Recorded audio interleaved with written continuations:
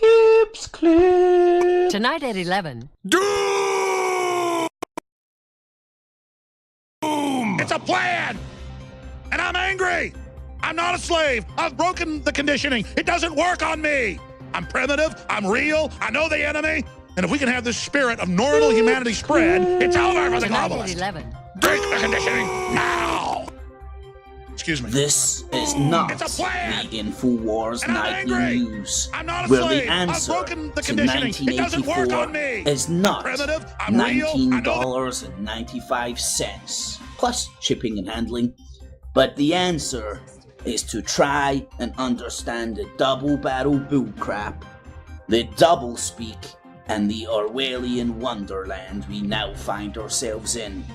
So sit back and relax as I take you through a real alternative look at the news and so-called alternative media alike. Enjoy. Kips Clips. Alrighty, the tubes, how yous doing? Another one of Kips Clips. Welcome to Not the Infowars Nightly News Live. And tonight it'll be Mass Awakening or Mass Manipulation. As always with Not the Infowars Nightly News, it's the original alternative look at the alternative media. Skeptical about the skeptics, and watch the motherfucking Watchmen because somebody's got to do it. So, trying to join a parallel with the internet rebranded truth media. I mean, it's got truth on it. It's got to be true.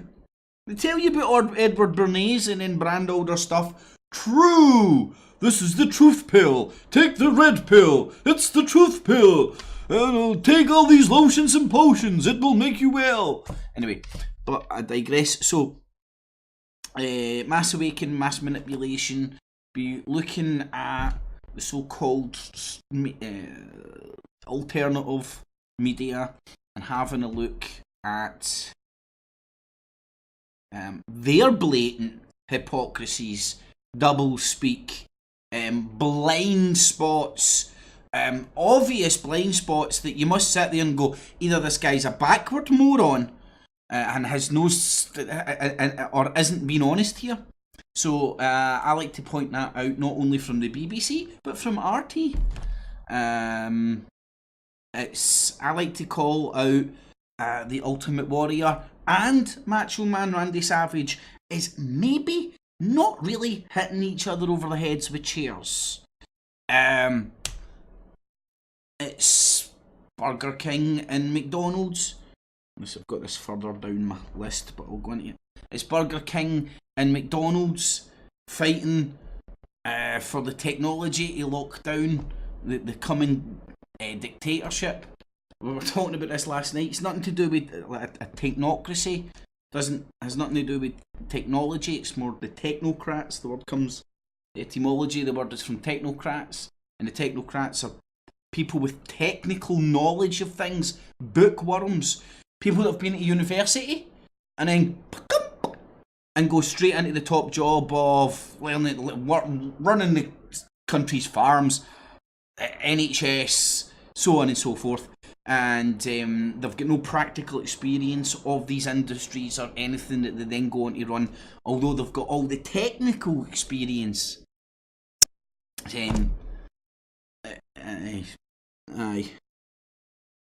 Although, like, of course, like the ancient Greeks, but when they had farmers in charge of the farming, it wasn't so much a technocracy, but I'm sure they still used abacuses, which was the technology of the day. Anyway, so, Mass Awakening or Mass Manipulation, you make up your own mind. Everybody's telling you who to hate, why to hate them, and what all the media out there, and a lot of even the alternative media as well, knowingly, unknowingly participate in the echo chambers of the unsolvable Rubik's Cube, as I was talking about the other week.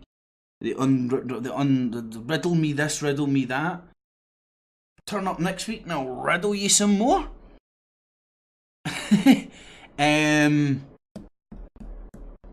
Nobody's on a pedestal over anybody else, and everybody's brain's the same, and given the right conditions and the right prompting, everybody can understand things in their own level, I believe. Anyway, so couple of points going into this week. Then rebel against the controlled rebellion.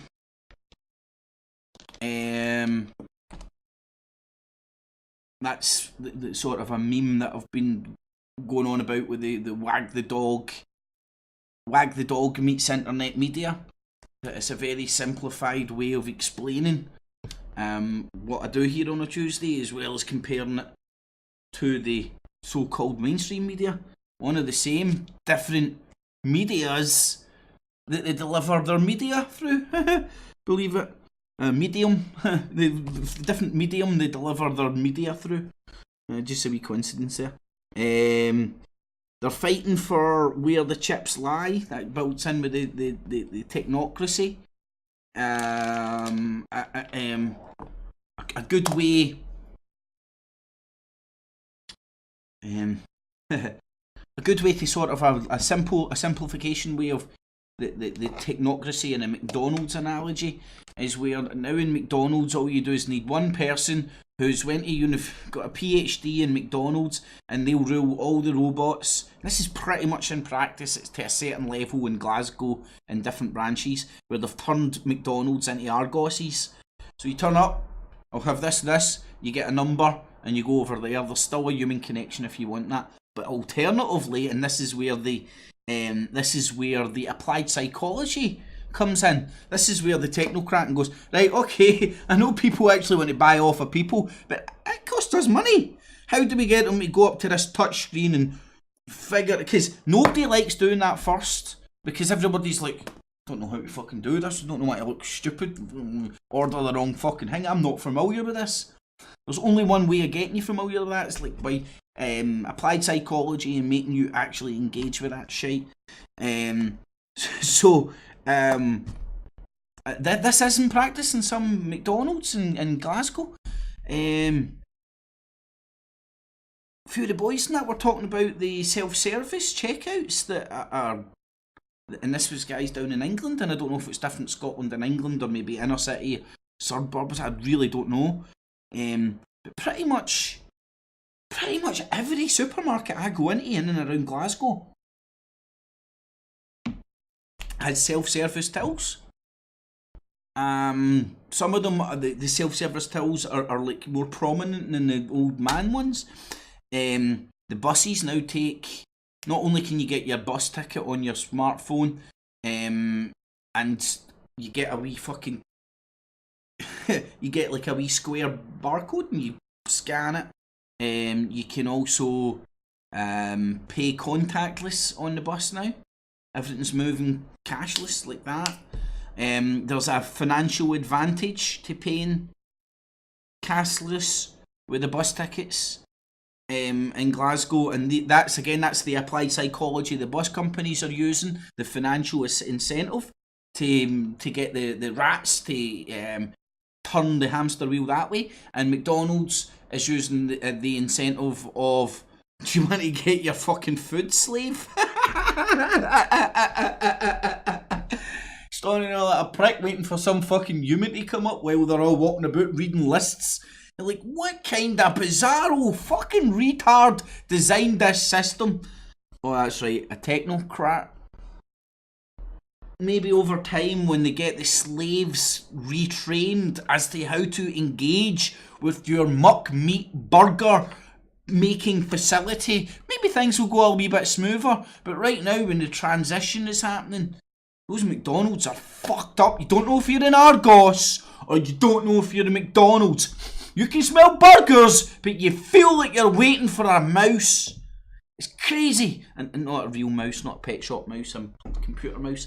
But anyway, I digress. So, the technocracy is ruled by fucking rulebook, where morons who have never engaged with any of this shit on the ground and never apply. And for a technocracy to work, you have to have good rule followers. You know what I mean? You have to get these humans to be almost android-like. Oh, the robots are going to kill you. What about the men fucking programming the robots. Yeah, but the AI! Look how human it looks! Dabu 7, that's a real woman launching a computer game. Kidding on to be an android. It's real! Well, somebody emailed it to me, I've bought it! Anyway, I digress. So, talk about that. Donald Trump, and this is to go in with a Mike Rivera. I'm going to turn Mike Rivera a new arsehole here, but this is brilliant because it leads in with all this barrage of shite coming from all angles, and you're left just. The irony of a global nationalist movement is crazy and lost on the nationalists themselves. Right? Why the fuck are you concerned about what's happening in Sweden? You're in America. You can buy 10 million AR-15s, build bunkers, have a militia and all that, and you're worried about Muslims invading Sweden? I'm pretty sure Sweden get enough guns to fucking look after themselves. Anyway, I digress. Donald Trump has done his, I don't know how to word this, but I'm working on it. Donald Trump has art of the deal, his supporters. You know, everybody goes on about, you know, everybody that's still running interference and cover for Donald Trump, like Mike Rivera, still apologising him, still supporting him, sucking his cock, and then saying, "Oh, but I'm so disappointed. I wanted Trump to be real. I thought he was a real boy." So Donald Trump, his art of the deal, his supporters promised them fucking Everest and delivered fuck all. I don't know. And then his supporters have got no self-awareness, and his supporters to even like support Donald Trump will say he's art of dealing like and because the support for Donald Trump, the way he's dealing with North Korea and stuff and all that Twitter war. 1, 2, 3, 4. I declare a Twitter war. I think that even fits in how many dumbed down characters you can get in Twitter. But so talking about Donald Trump, his art of the deal, his supporters, and then Boris Johnson's dad turning up on ITV. I'm a celebrity. Coincidence? I think not. In fact, this wee guy, what do you think? I don't know if I can find this. I bet you I can't find it. Coincidence? I think not! He doesn't think so, right? So, and you want to even sort of, this blew my mind tonight as well. It didn't surprise me at all. Every time you scratch beneath the surface of these twats, you sort of get a better perspective as how they fit into the whole ball game. So let's go and look a wee bit into Bobo fucking Johnston's lineage. What do you think his name is? Johnston? Hey, here's Mr. and Mrs. Smith. Anyway, so in the evening, one and all, welcome to Mass Awakening or Mass Manipulation. You decide. The question mark is there, not the Infowars Nightly News. I'll bounce into the chat in a wee second. At any point, if you appreciate through just an alternative way of looking at stuff, feel free to stick a wee thumbs up. Apparently it really helps. It really helps me. It's much appreciated. You can share it with your friends, family and foes, and you can help the show grow. And this is going to be a nightmare with this moose, but anyway, help the show grow by sharing it with your friends, family and foes, because nobody else is going to do it. So please help the show grow. Links below if you want to show any support. Feel free to use the Patreon and PayPal buttons down below. Big thanks to everybody that has, and people that upped their donations on the Patreon, and people that helped out in the PayPal and stuff. That stuff's helping towards a decent tripod again, and a camera, and live streaming ability for longevities. So look forward to that within the next 2 weeks, definitely. So in the evening one and all the social medias down below as well. You just need to click on the show more. You've got 2 YouTubes. Make sure you subscribe to both of them. I think it's early December. I'll get my Kips Clips normal channel back for live streaming, and I'll probably be going back there. So make sure you tune in. There's also the DTube and Steam It. Everything else will be going up there, and the BitShoot as well. There's the Facebag and Twitter. Ridiculizer for the music. Go and check out Ridiculizer's tunes there. and on the Bandcamp as well. And there's the community page and the show event page, so make sure you check out all that. Thumbs it up, share it, help it out. Alright, so let's have a wee look at what's... Whoop. Let's have a wee look what we're going on to tonight. If I can see my moose loose about this house. And I can feel a sneeze coming on, but I'm going to fight it. So anyway, Oi Nonce. Who's this wee tune that, what's his name? I'm trying to remember. Brian Harvey's put together for on the YouTubes. Anyway, I don't know. I'll just play it. I'll play it later in a wee second. Retracted tonight. The truth about RT America. Right. So again, like for lack of stealing a phrase that anyway.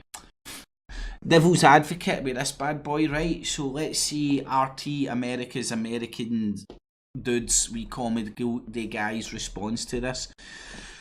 And let's just add a different layer of thinking, perspective on it. Whether it's right or not, that's up to you to decide. I just look at this and see double barrel bullshit.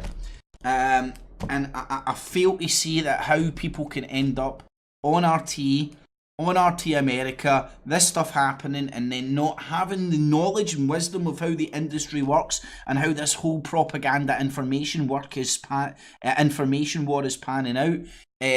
Still play, oh, I don't know what's going on, I'm just on RT. I mean, like, just at least go right. They don't stop me saying what I want to say, and I'm taking their paycheck. I'm aware that they're fucking demoralising the citizens of America. I'm down with that. Or the West, I'm down with that. Because that is, in reality, is what's happening in part of this geopolitical world war, information war that's going on. And people that aren't aware of that either are useful idiots, or just... making too much money and don't want to rock the boat. Don't rock the boat, baby. Rock the boat. Don't rock the boat, baby. Because that applied psychology again works in the information war. You spread the message out there and people don't even know why they're parroting it, one thing or the other, right? It spreads civil disobedience on one side or the other. And I'm not excluding the West from doing this in the Russia. I guarantee that's why Russia, I guarantee they're doing that in Russia. That's why I suspect that Russia flung out all the NGOs. Got them to register as foreign agents. Because they were. They were in Russia sparking discontent, opposition parties, mass protests, civil disobedience, shining a light on the corruption that goes on in Russia. RT doesn't do that, but they shine the light on the corruption that goes on in the West. There is the imbalance. And if people can't see that imbalance, they're a useful idiot or they're living in ignorance. So have a wee look at that. This is who's behind the coming World War Revolution. This is somebody left a comment on this a few days ago. Blast for the past. 3 years ago, we're going to have a wee look at what I was saying 3 years ago, man. It's quality doing this shit.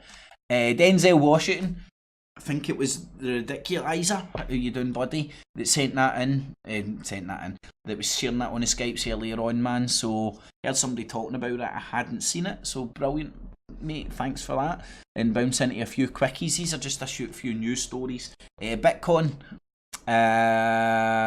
open information war. This is talking about them sort of blocking RT and stuff on the Googles. The red F.E.A.R, the Chinese F.E.A.R porn that's happening in the West right now.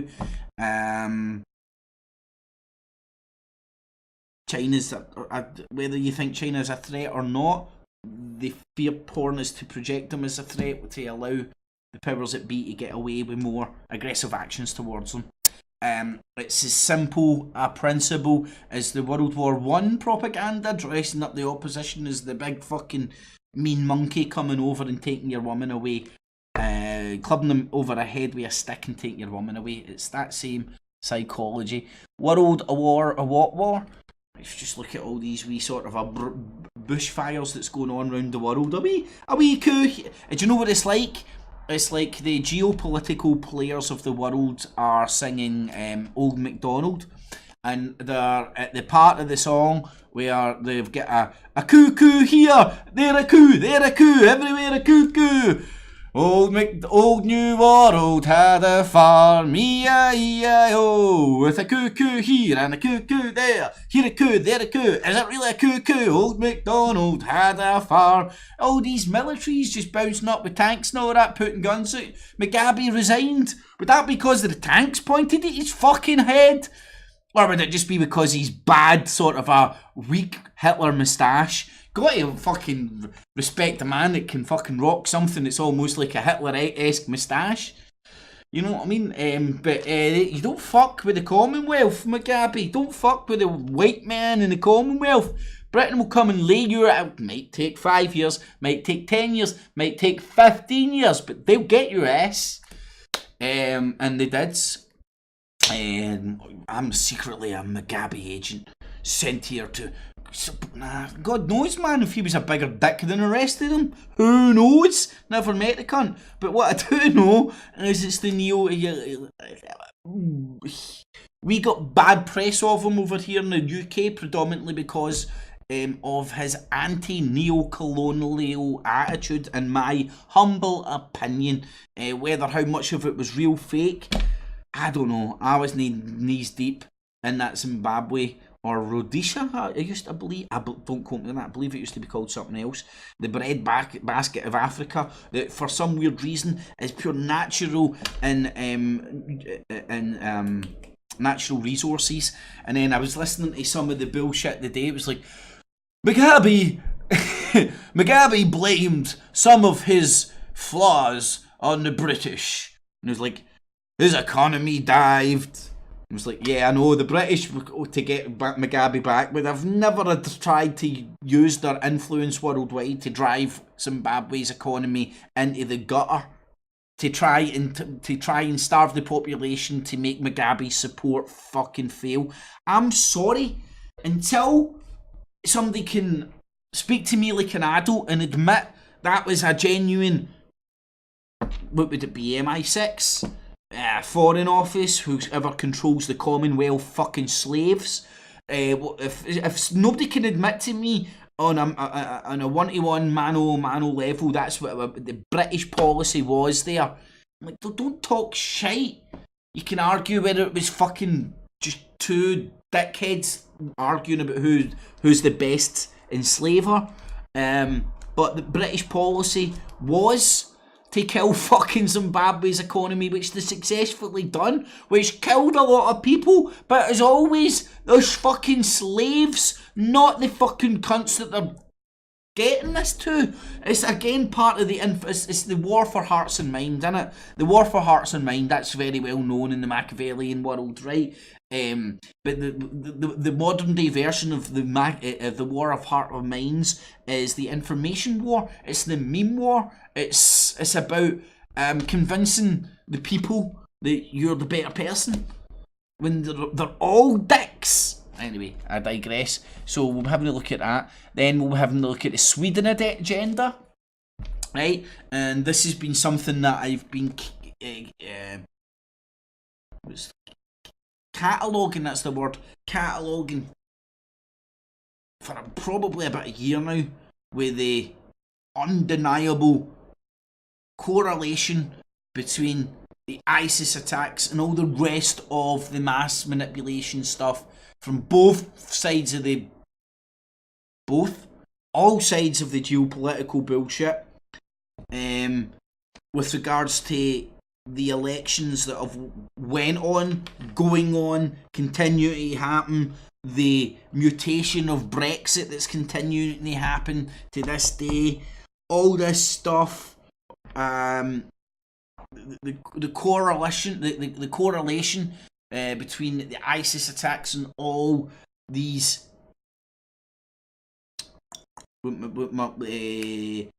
elections that are happening round all of Europe, from Hungary to Sweden to Netherlands to Belgium to Britain to France to Spain. A few have missed out there as well, more that I don't even know about as well.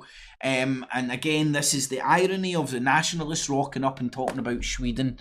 And Mike CIA Rivero will like go into this guy talks about being part of NASA and putting fucking spaceships on the moon, and he's up there going, Sweden's calling milk a hate symbol. Fucking and like if you listen to him as well, it's like, yeah, Sweden under attack by the Muslims again. Paraphrasing a wee bit, but just a wee bit.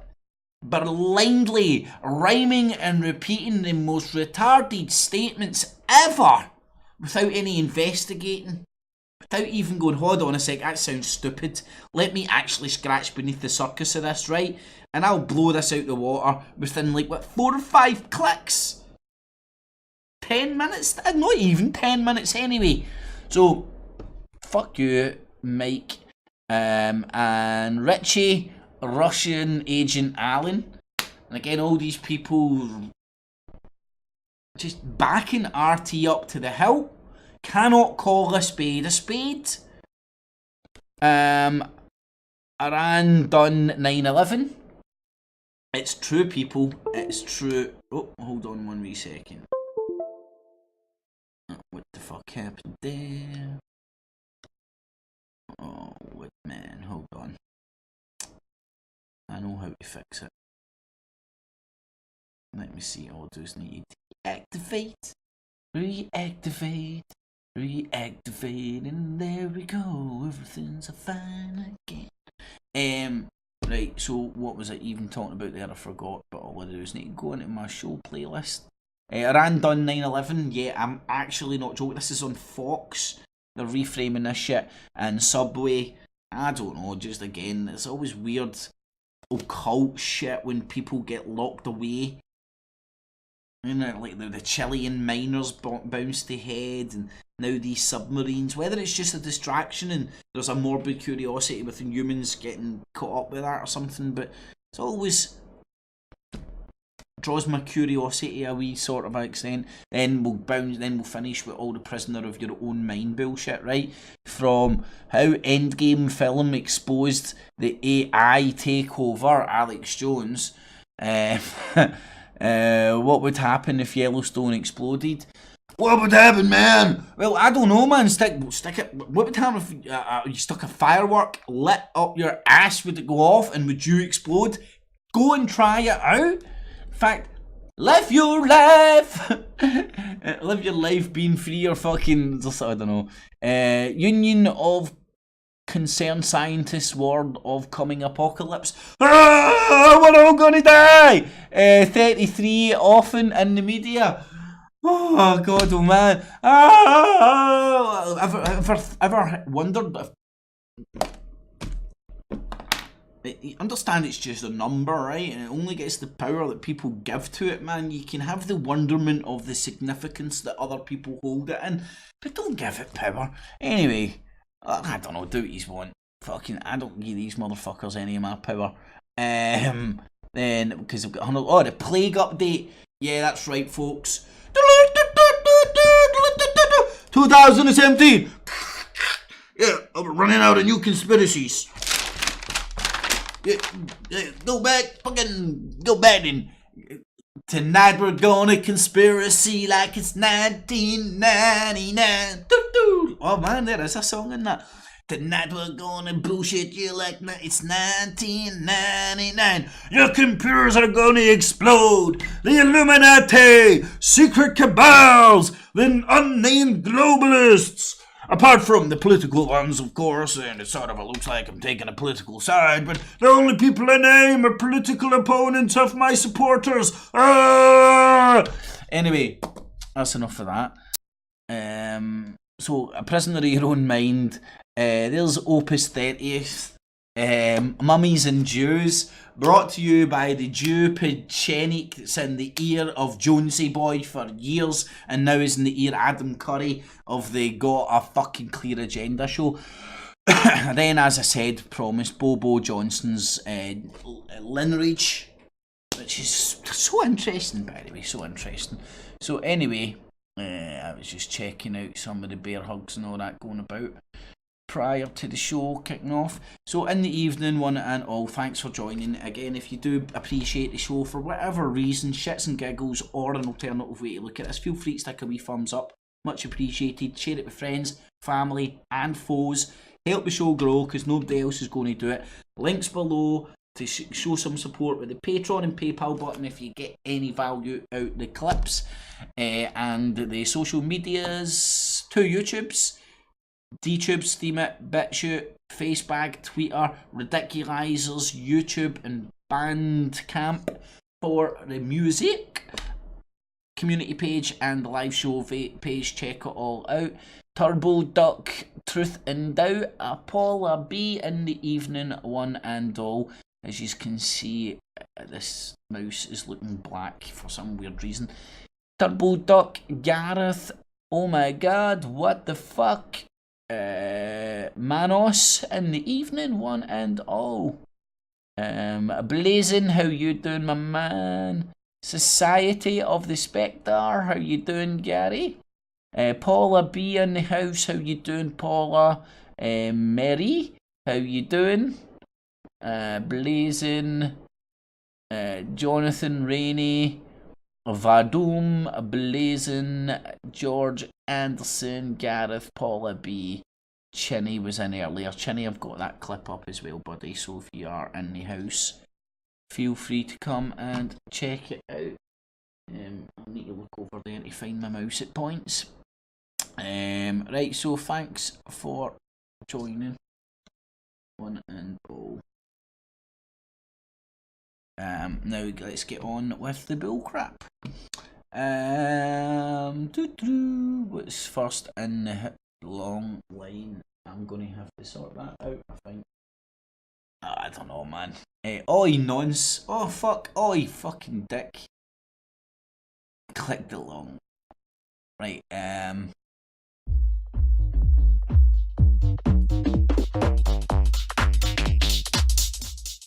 that is no good. Nonce. You better leave them kids alone. Leave them kids alone. You better leave them kids alone. Nonce. You better leave. Now, I do have a soft spot for Brian Harvey when he went batshit crazy and started smashing up his album platinums and stuff, and I think he was saying fuck the Illuminati and stuff, man. I can't quite remember what it was, but he left a positive comment on one of my videos or something, and I was ranting and raving about some stuff, man. That's when I sub to him and I see the videos he puts out every now and again, so I just heard that and I was like, fuck it. Right, I'm going to play this and then I'm going to have to change my mouse cursor. Otherwise, I'm going to go now. I'm going to go nuts. Kids alone. You better leave them kids alone. Nonce. You better leave them kids alone. Leave them kids alone. You better leave them kids alone. Nonce.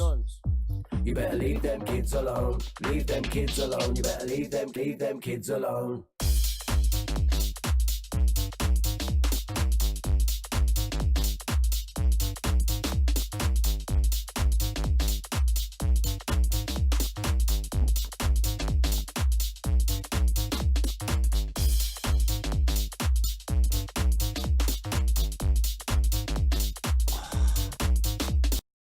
I can see my mouse on the screen. I can see my mouse on the screen.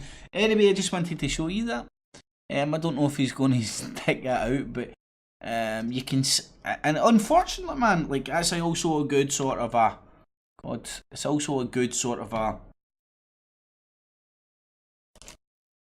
It's a good example of how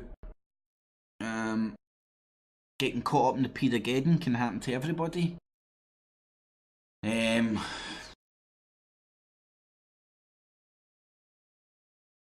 don't know. Everybody has meltdowns and breakdowns. I mean, like, it's no surprise. Check the fucking. It's the quickening. Look at the world around us, man. It's mentally exhausting. It can be mentally exhausting to exist and engage in this world. But not impossible. Anyway, I don't know. I wanted to touch a wee bit on that. I thought it was a wee bit funny. Play the Denzel Washington thing. There's a lot of buzz about this fake news. You were the subject of a fake news story. Oh yeah, what they say? I was running for president. No, I voted. No, what they say? You switched your support. I switched. From Yeah. What do you make of all the fake news? Did it affect If you don't read the newspaper, you're uninformed. If you do read it, you're misinformed. So what do you do? That's a great question. What is the long-term effect of too much information? No, it should be if you don't read the newspaper, you're uninformed. If you believe the newspaper, you're misinformed. Because you can read the newspaper and not be misinformed, because you can read it like a comic book strip. You can interpret it. You can interpret it like the hieroglyphs that it is. Think about it, right? The pharaohs still speak in symbols. One of the effects is the need to be first, not even to be true anymore. So what a responsibility you all have. Look at this android. It's real. Look, it's so... To tell. Yes, it's selling a computer game about a real-life looking android, but it's so much real. 007, android eyes open. Tell the truth, not just to be first, but to tell the truth. We live in a society now where it's just first. Who cares? Get it out there. We don't care who it hurts. We don't care who we destroy. We don't care if it's true. Just say it. Sell it. Anything you practice, you'll get good at, including BS. You told me last night. Okay. Very true thing. But more, lots of things can be habit forming. So the more you lie to yourself, the easier it gets. But you heard me? Does that make sense? You heard me? Anyway, thanks, Dace, for sharing that, my man. Let me see. Alright to YouTube. 3 years ago, pork wontons. Thank you, my man. Great info. 2 days ago, remind me of this clip. This is who's behind the coming world revolution in the Knights Templar French Revolution 2.0. So, I would even go back there and like, I can see the general direction I was blown in. I would disagree in the sense that, well, it's not all evolving around there. There's different entities that are blown in the wind, and obviously like friction and whatnot. But definitely I'm framing it as the Knights Templar there, because the Knights Templar's home is the city of London.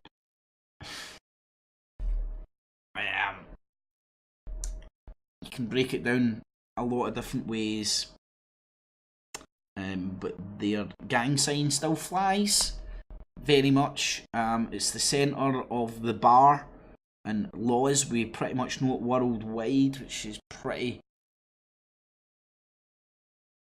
an influential thing to have. But anyway, I just thought that was quite relevant. French Revolution 2.0. But even back then I wasn't aware of the phrase that I came aware of through that guy. Ah, fuck. Woodford? Oh fuck, I can't remember now. I think it's Woodford. It's in there somewhere, I'm sure. And he was talking about how it was known as the Great Fear in the French Revolution. And that just... Before that, the theory of that was resonating with me. And because not because I understood, because I came at the French Revolution from a skeptic's perspective, in the sense it was controlled. It wasn't the peasants rising up and killing the aristocracy. It was it was a controlled burn, like was happening just now to a certain degree, to bring in the new technology, aka the guillotine back then. But the great fear that which happened in the French Revolution, the analogies between that and what's happening worldwide through the medium of TV, and all sides, by the way, because all sides are fighting for your loyalties using fear. They want you to fear the other side more than they fear them. So you go run into Big Daddy that's going to beat you up less than the other cunt. Anyway, so thanks for that comment. Pork Whartons. Wontons makes me hungry now. And let's get on to this. So, some of you might have heard RT America. Right, so thanks Chinny for the video, by the way. I wasn't aware of this. I went there and I think I watched the first 5 minutes or so. Maybe got a wee bit further deep into it, and then I was like, nah, I'll keep it for the show. But I'll get a wee bit deep in this, right? And let's see, other than, because you'll see the theme running through the show here, or a few of the so-called alternative media outlets basically running interference, running cover, backing RT up, not, and from my perspective, not calling a spade, right? And pretty much trying to laugh and mock at sort of what I believe to be the reality of what has happened. And I'll go into that. And people can agree or disagree. This is just this is the conclusion I've came from by using my own discernment. The network. And trying to simplify all this fucking shite. Because everybody's out there to bamboozle you with bullshit when it's so simple. So simple. Rebel against the control rebellion. Look after yourself, man. Go out there. Guerrilla warfare this shit for yourself. I mean, you need to go out and fight and get into war footing. This is the best, and this is a good analogy actually. To make sure you don't get eaten by the bear. You don't have to be able to run faster than the bear. You just have to run faster than the next cunt. I'm sorry, I don't want anybody to get eaten by the bear. And I'll warn as many people as I can. But I ain't hanging about to get ate with the bear before I take to my fucking feet. Take to my heels and run away. That's the best analogy I can do. And then run away and to my own happiness, the centre of my own world, the centre of my own reality, where I can try and manifest things that I want. That puts out this show has been forced to declare itself a foreign agent because it's funded by Russia. Now this has never been right. I mean, like, even just them sort of laughing and unable to understand that he's are getting labelled a foreign agent, because he's pretty much are. He's are funded by the, like, for example, for me, the BBC the BBC in foreign countries that produce TV programmes, they're a foreign agent in another country. That's the way I break it down. Russia Today, the clue's in the name, and a foreign country producing programming in not Russian and English, predominantly not for Russian audience. I'm going to say, yeah, they are a Russian agent. Where you say it's patata and it's tit for tat getting them to register as an agent or not. But just this wee fucking long-haired fucking dumb-ass American. Now, think, is he stupid? Or does he just not want to rock the boat? Or is he a useful idiot? Is he a useful idiot?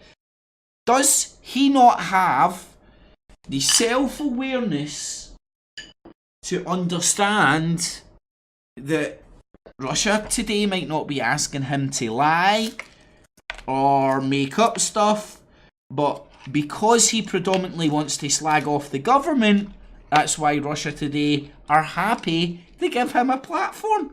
Is this guy so stupid he can't understand this? But anyway, let's listen to him. been done against a media outlet. And in terms of this show, in terms of Redacted Tonight, as I've noted before, I'm an American in America covering American news for Americans. My father was in the U.S. military for 20 years. I was born at Walter Reed Army Hospital. I'm descended from Walter Camp, the inventor. Sounds like military industrial complex fucking spook or something to me. Then I just trip up, man, and I end up in this geopolitical info war. Yeah, it's just a coincidence. Of course, when the army understood, I don't know, 10, 15, 20, 25, 30 years ago, that there was going to be some sort of digital internet information war, of course the army didn't scout about for people that had links to people that in the know that they could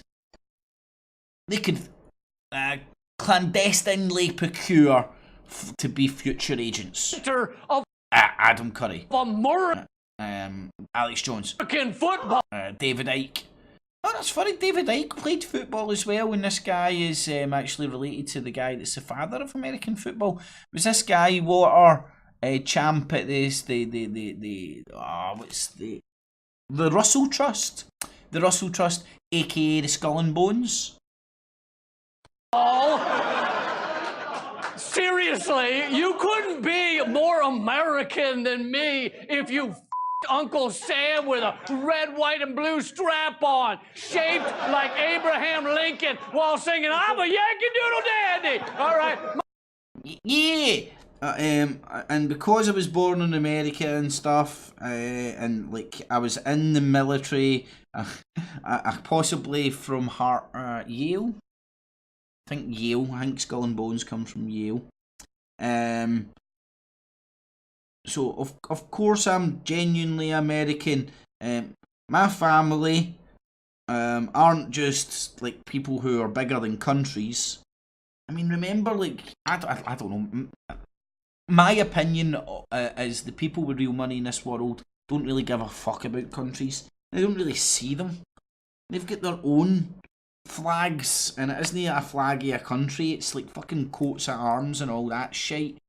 And the flags for peasants are just distractions, I believe. My bloodstream, I've got Toby Keith naked rubbing apple pie and Kentucky bourbon on his nipples, all right?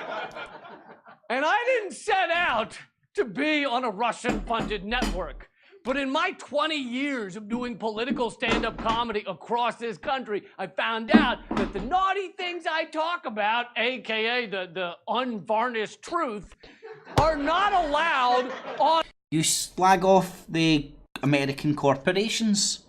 So the only person you can get to fund your career is the Russian corporations, because it's the people that are willing to give you airspace to shout down the American Anglo corporation is the Russian corporation, and you can't see that. If you're happy to do that, and are you not even got the honesty to stand up and like call out that, and all of the other channels in this great country, if you've taken the red pill and you're looking for the of course Russia is the only person willing to give you a platform.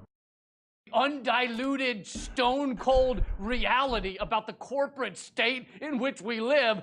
No, it's not the absolutely stone-cold, harsh reality. It's a pigeonhole of the reality, because you never do a reflection on, let's say, the corporate fucking slaveism that's going on in China, the corporate slaveism that's going on in Russia, and don't argue all this fucking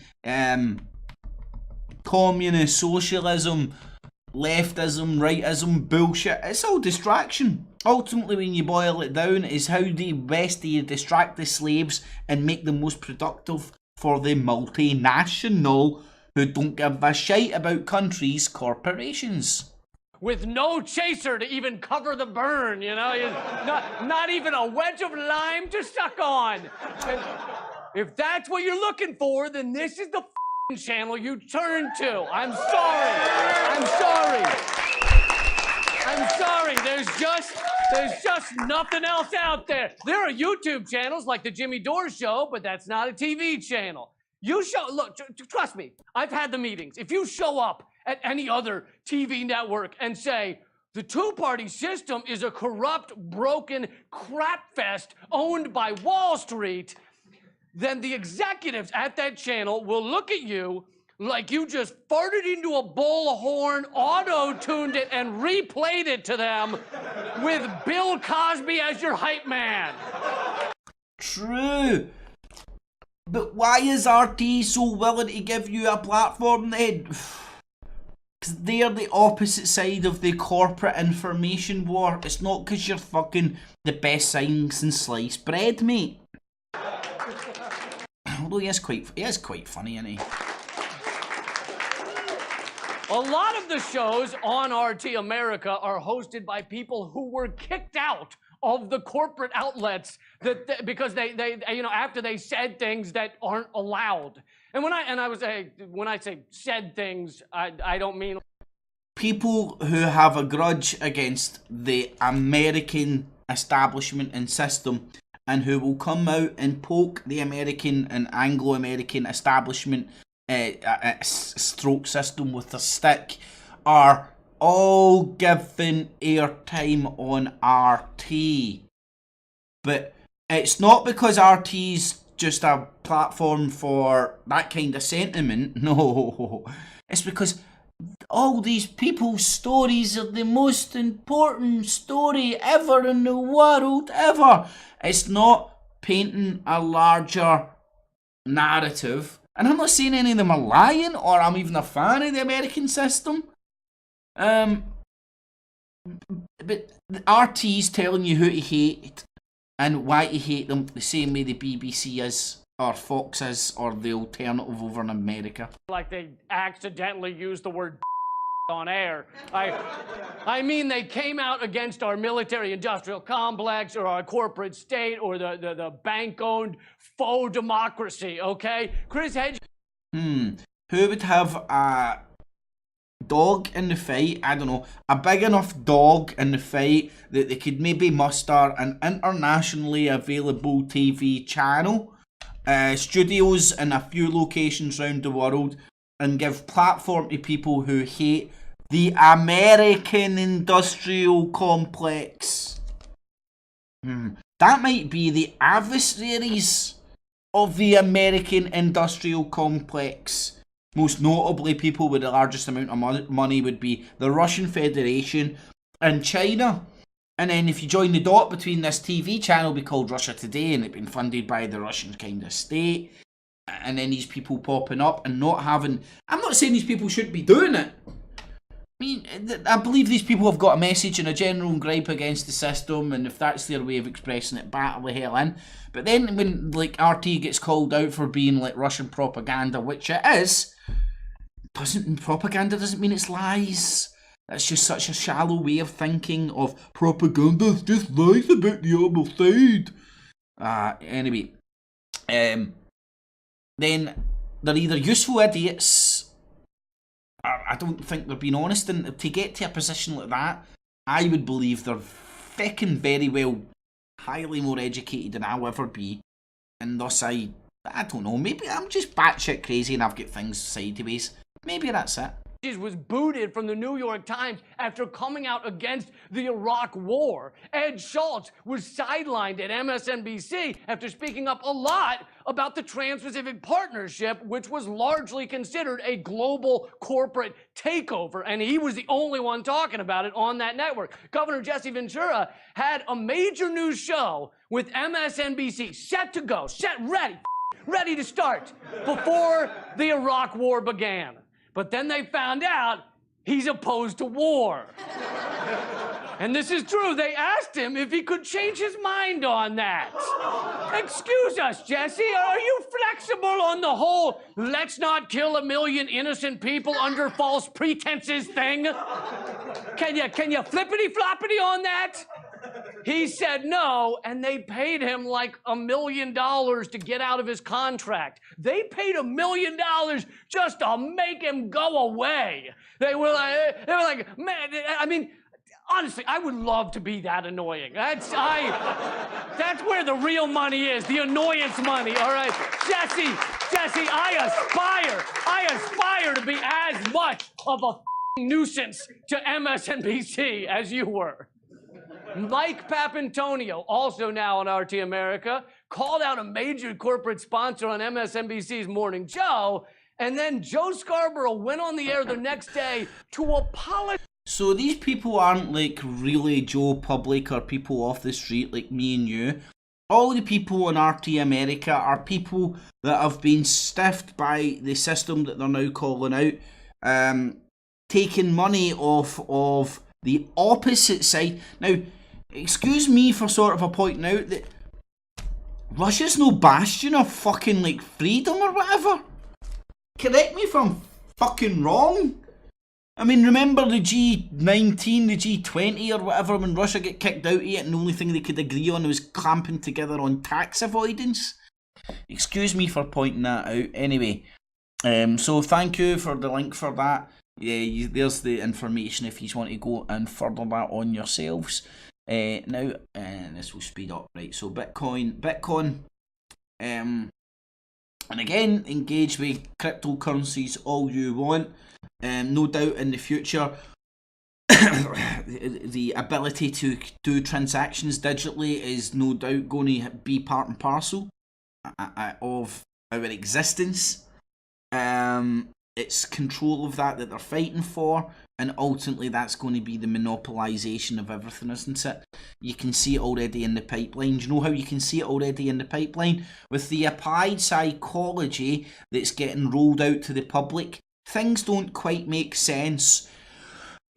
You're given a plastic card with a signature. That is the security thing. Oh, someone can forge your signature. That isn't quite secure. Let's give you a PIN number. Okay, the PIN number strip can kinda get hacked. Maybe could get hacked, maybe could, I don't know. So we'll give you a chip and pin. And then with the chip and pin, it's so super duper fucking paratrooper secure that we are going to, by the way, it is the most secure way of doing it. The chip and pin is so secure. What was my point? Oh, you don't need your signature anymore, just chip and pin. Then the contactless thing rolls out. Hold on, we were told we went from ability for somebody to just walk in and bullshit a signature and walk out with goods, to now's the ability somebody just walk in, not even have to fucking forge a signature, just go boop boop and get some goods. They were getting sold. We're getting told. The piss ants, you know when the fucking fat cunts at the table are sitting up there. What are you doing this for? We're doing it for your security. Right? That isn't really what's going on. Remember when you were a kid and adults told you the excuse for something and you just knew they were lying to you and you just weren't satisfied? I get the same thing when they're telling me all this shit is for our security and we end up with this contactless bull fucking shite. 2 steps forwards, 1 step back.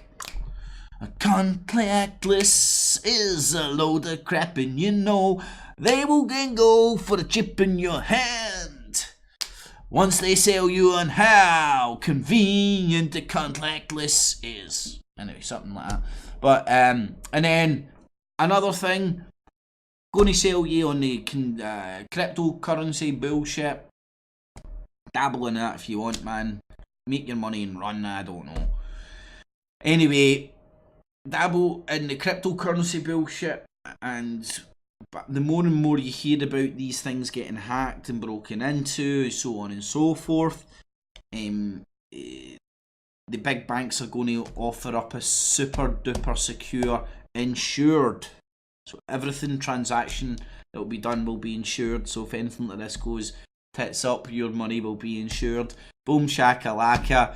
Thank you, you wee rats in a maze, for your Bitcoin, your bit this, your bit that, for all your data to show us how to do it. Now the big boys will take all that data, create something that can work, and boom shakalaka, we'll have one world digital currency. I'm pretty sure by 2020 the big banks are going to be doing their inter-transfers using blockchain technology.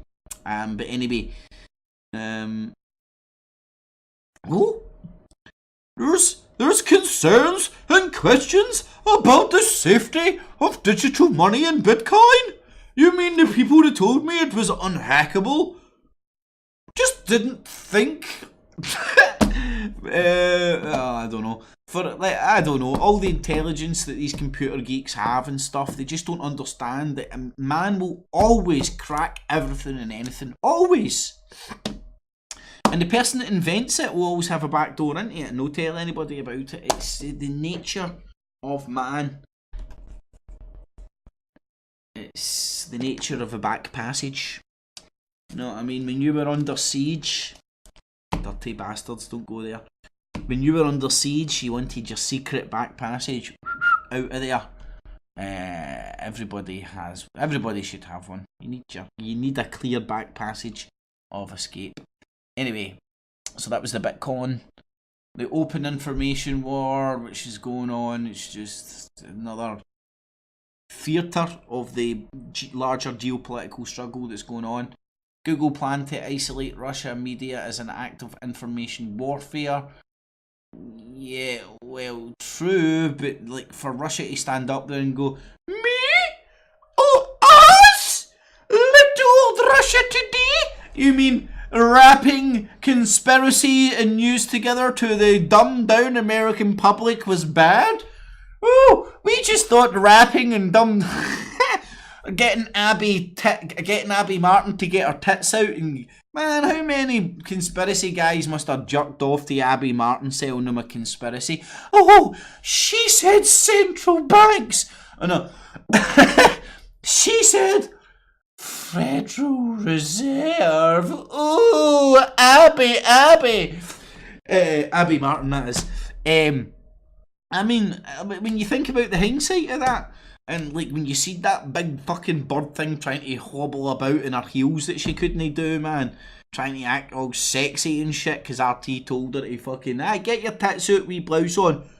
Chop chop, woman. Your milkshake brings all the conspiracy boys to the yard and they're like, no, it's real. And I'm like, no, it's not. And they're like, no, it's real. And Abby Martin's like, yes, it is. Anyway, but she didn't lie. It means it's not propaganda. I mean, there is no deeper way of actually looking at all this information that we've sucked up, from how to meditate and hover blocks into making pyramids. Like we all know the ancient pyramids were invented by people just sitting together and going, yes, I can't conceive of a way that man could have ever possibly done that, and maybe we've not been able to figure it out. Maybe we have, maybe we haven't, who knows, but I can't conceive man doing that. No, it must have been space aliens, laser guided weapons. It must be some sort of USO base. It just can't be the fucking absolute symbol of what man can achieve if we come together right now over Illuminati. Anyway, doom boom boom boom. So there's the information war, and with the information war, you got some boop, boop, boop, at the Vatican. The Vatican in the house. The Pope, the ISIS. The Pope's going to come and get you. That's just beautiful bullcrap, innit? So let's have a wee look at the Red F.E.A.R. There is a clip with this. I can shut up. This might as well me talk. Anyway, China urges talks after US brands North Korea terror sponsor. Wait for it. Iran done 9/11. It's all linked in. This is the Iran done 9/11. Kid you not. Kid you not. China urges talks after Trump blacklist North Korea. You've been a very naughty, naughty, naughty boy. Very naughty, naughty, naughty boy. Do I still have a fucking Trump fucking... Oh, I do. I love China. What about North Korea? Mexico. Fuck Mexico. The United States of America. Fuck America first, and then you go and start taking over the world. And yes. Aye, and exactly yes, dickhead. Kai, Donnie, Don. What the fuck are you talking about, pal? We don't beat Japan with their millions and millions of cars coming into this country. You want to beat fucking Japan up now? What about fucking North Korea? We can't beat Mexico at the border or in trade. And you want to fucking pick a fight with North Korea? I understand that you're building a nice $2.5 billion car factory in Mexico. Thank you very much. How did you know about that? It's going to be called the Houston Mobile. Houstonia's first car. It's going to be called the Husto Cab. Instead of the Johnny Cab, where you just get somebody that crashes all the time. Anyway. So, not one word. We really do have to get going. Yeah, you get going, pal, because you're not even talking about North Korea. Declare sponsor of terror! China jails prominent human rights lawyer Jing Chang. Right, so China getting hyped up as they struggle in the South China Sea continues. The struggle between Afghanistan's about China as well. I'm going to get into other areas later on where I'm going to do some live research, in-depth research that nobody else can do. Live, and let's see if there's a common theme of when two tribes go to war, when America trying to push China out. So let's, should have had this better organised, but hey ho. Now, today, the United States is designating North Korea as a state sponsor of terrorism. This designation will impose further sanctions and... How do you get there from Iran done 9/11? You may ask, you may ask, you may ask. I don't know how they done it, but they done it. Killed Osama bin Laden, and the allegation here... Right, hold on. ...of Al-Qaeda after they had killed Osama bin Laden. And the allegation here is that the president at the time, President Obama, was trying to build up the energy for the 2012 re-election campaign and make Al-Qaeda look like it wasn't really much of a threat anymore because bin Laden was dead. My question to you is, was bin Laden even a big part of that organization at that time? He was hiding in Pakistan.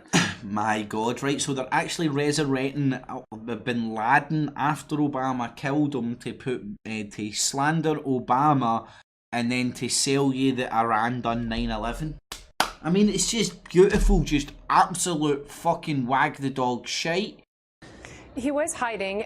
What's important here is that, you know, President Obama he said that his administration was going to be the most transparent in history. Yeah. What's important here? But what the administration did, they had this enough intelligence. See, if somebody was stuttering that much to me, I stutter like a fool, man, but I ain't fucking on a podium. See if somebody, maybe, I'm sure, I'm telling the fucking truth. From that raid to fill a small library, they said, but they only released just a couple dozen documents about what they found. What the administration downplayed. Oh man, it's really annoying. I think she's an android on Skip. Maybe.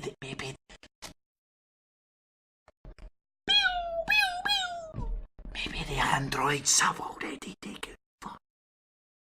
Maybe the AI might hear us.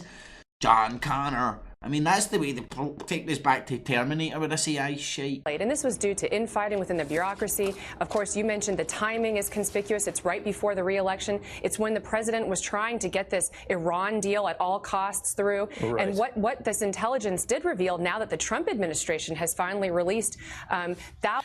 Oh, right, so, hold on, this brings me into my pictures. Not any new ones, but I just want to point out the Trump pictures. Oh, this is that's the good one for tonight as well. That's always a good one, yeah. Got an election. Vote for the global nationalists. Democracy scam. What I wanted to show. Oh, remember Trump's JFK bukkake? Or JFK's motherlode, will he be firing blanks? Well, his intelligence so far has been absolutely spot on, hasn't it? Hitler was in I'm going to tell you who murdered JFK. Hitler's in Argentina. Woo! Ooga booga booga. Thousands and thousands of these documents as it reveals that there was this connection between Al-Qaeda and Iran. Oh, Al-Qaeda and Iran. Just like that. Oh, oh, where did you pull that? Out my ass. Shazam. Yes. You do the hokey pokey and you talk a lot of shit, and then you pull it out your arse. Oh! Iran done 9/11. Woo! Yes, Iran done 9/11. Much closer relationship. Remember, Iran is a Shia country, Al-Qaeda is Sunni, and so a lot of people said that these countries couldn't cooperate, but in fact they were, because they had mutual interests. Yeah, and that would have made the... See if I was on Fox News and they were like, right, okay, what's the script? Iran done night. What the fuck? Oh my god. I would be speaking like these two. Both of them are.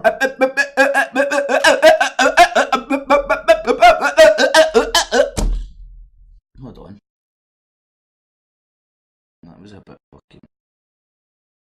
I know. Anyway, doesn't matter.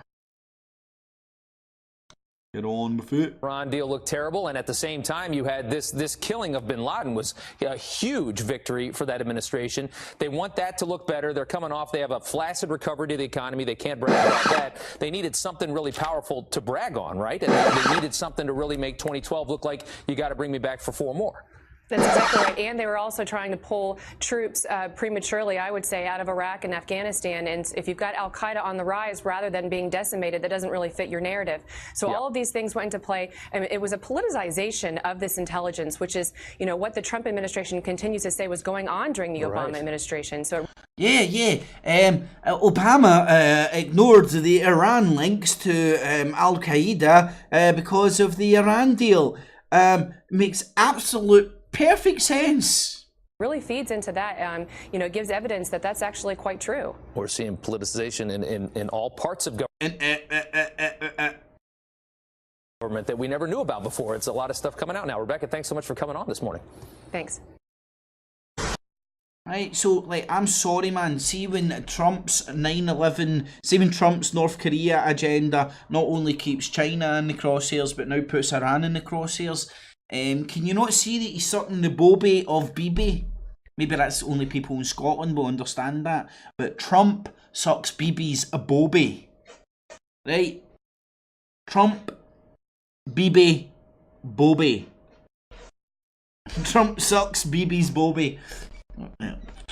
Hold on, there's a rap in that song there as well. Shit, I've lost that. Trump sucks Bibi's bobby. Anyway, no. So that's the Infowars coming at you. So, World War or what war?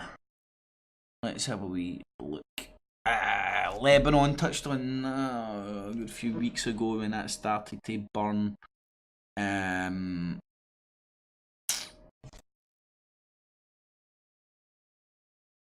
It's the same agenda that's going on in Syria, and it's this emerging alliance between Israel and Saudi Arabia, which again, like the on the surface alliance of Saudi Arabia and Israel emerging now. Now, let's say this alliance has been happening covertly for some time. They would explain why ISIS has never struck Israel, and why people say ISIS serve the same agenda as Israel, because they do. They're one and the same. In fact, I would argue, like other geopolitical players on the playing field, ISIS being a capture-all scarecrow, Britain will have some ISIS, Russia will have some ISIS, America will have some ISIS, Turkey will have some ISIS, and we'll have some ISIS here, we are ISIS there. Here an ISIS, there an ISIS, everywhere an ISIS. Anyways, like big fucking old McDonald's geopolitical farm out there. Geopolitical bullshit farm. Anyway, where was my moose loose about this house? So that's what's happening in Lebanon. A warm embrace. Get back to what you know. I think Embrace sung that. Putin renews call for a political deal in Assad visit. But hey, don't worry. There was some pervert in Hollywood. Pay attention to that. Putin summons Assad to Sochi. Take charge of shaping post-war Syria. Trump, nut job. Putin. Trinity. Congratulates Camille on victory over Daesh, aka ISIS. Zimbabwe's Mugabe urged to quit now by ex-VP. He's now resigned. Nothing to do with the gun at his head or the army at his door or the guns at his head or the army at his door saying fucking resign. Oh, he doesn't. Or his wee Hitler-esque moustache. You got to love somebody that rocks that. But anyway, the neo-colonial agenda will bounce back on Rhodesia. Or Zimbabwe, I mean. They'll now become the breadbasket of Africa again. And the white cunts will, and the European companies, the white cunts will start getting paid again. And I'm not saying Mugabe was a nice guy, but I could see where he was coming from. And some of his claims, in my sceptical mind, hold true. He fucked over Britain, kicked out some of their expats and the power, and then he claimed that Britain destroyed their economy. Britain, like, we would never do anything like that. Sorry, man. I need to speak to people here on like men, like look with an understanding that cunts rule the world on all sides, and I'm not on any other sides. I'm just not going to fall for any cunts propaganda or claim any cunts click, for lack of a better way of explaining it. Anyway, that was War, What War. There's a wee few flashpoints. Now let's look at the Sweden agenda. I keep hearing terms thrown around like white genocide. I also hear leftist fanatics screaming that any opposition to importing refugees or even enforcing the law on illegal immigration is akin to racism with an echo. It isn't, although I assume racists would also oppose any form of migration or illegal immigration. You can't throw the baby out with the bathwater. I think both sides, from the alt-right and SJWs, are full of themselves, and their exaggerations don't help their cause. But I want to make this video because the events in Kyrgyzstan are depressing, frankly, and I feel like they need... Right, so, oh my god, he was almost tickling my ovaries there for a second. Then he goes into Kyrgyzstan.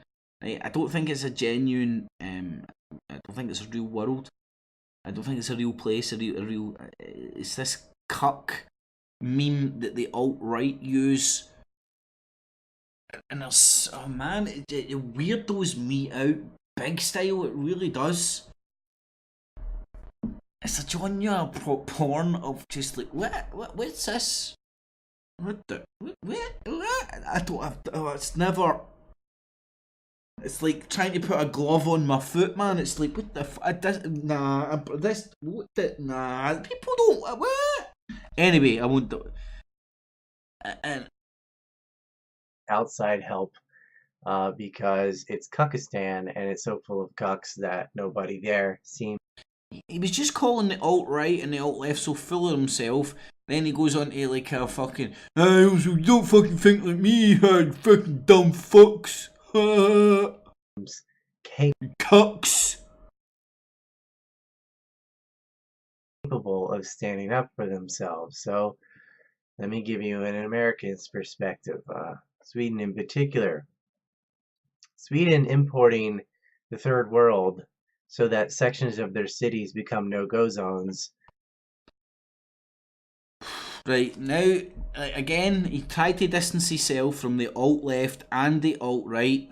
and then he goes on an absolute alt-right, meme-driven based fucking bullshit. The brown man's coming to get you. Sweden's turned into a war zone. Let me just get this up.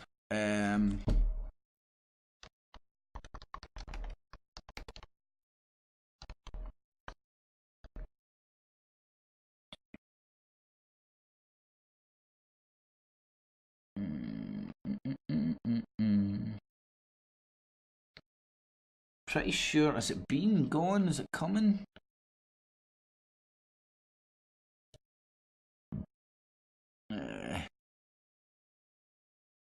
Oh, come on, you fuck, give me something. No.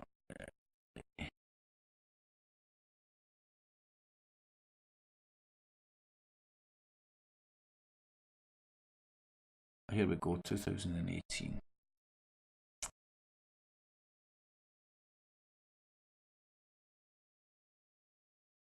So less than a year. So they're turning up the propaganda in Sweden up to 11, right? So you need to wonder.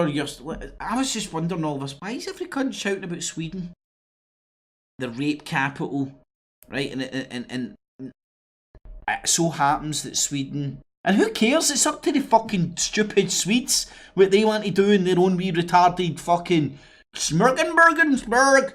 If that's the nationalist fucking attitude. Now think about it, here's an American nationalist sitting in fucking Japan with some fucking Native American in his blood or some shite, talking about fucking Sweden defending itself from Muslims with a Palestinian fucking flag behind them. What the fuck, nigga? You know what I mean? It's like a collage of fucking causes. Are you fucking... I don't know. For native Swedes is neither colonization nor multiculturalism. Go to Sweden, mate. This is parroting what Paul Joseph Watson says. This parrots what Infowars has been saying. It parrots what Mike Rivero says. This is the alt-right fucking top of the line agenda for 2018.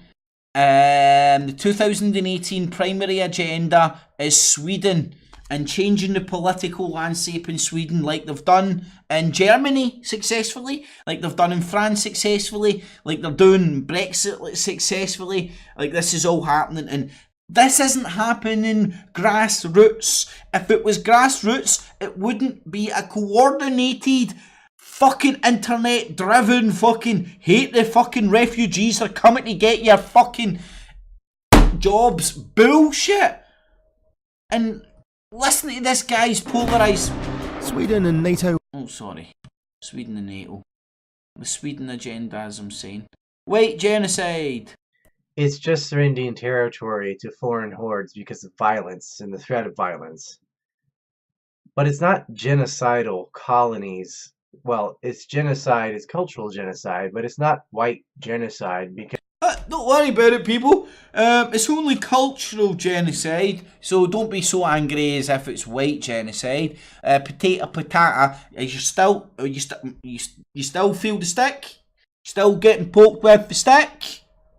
You still feeling a wee bit aggravated in your cage? You still in your cage listening to this prick? This schizophrenic, discombobulated, where are you coming from, motherfucker? Are you a Yankee Doodle dandy? A fucking a libertarian? I don't know what the fuck he is, right? But he doesn't make sense. And I'm singing from this Sweden hymn sheet. Exposes him, for me, exposes his agenda. I'm sorry, it really does. They're still alive. They're not being replaced, not like colonization of the Americas or Australia or something. It's also not peaceful self-segregation either. It's land annexation through violence. All cultures are not equal. It's one thing to learn from different the clash of cultures, and the Muslims, the barbarians, whatever you want to say, the brown cunts that want to just rape your woman, and they come over here, steal our jobs, and they're just junkies and gangs, and they're bringing over the plague as well. Remember the plague? The fucking... This is where that plague shit fits in. Mike Rivero was the worst for this. The Mexicans, they're bringing back the plague! They're bringing in diseases! Fucking hell, the hysteria for these ball bags, right? Sorry to point out Ryan Dawson, you might like him, I still subscribe and listen to him and stuff, but I'm sorry, that's just feeding the fucking alt-right bullshit, which initially he tries to separate himself from, and then falls straight into the Sweden agenda, right?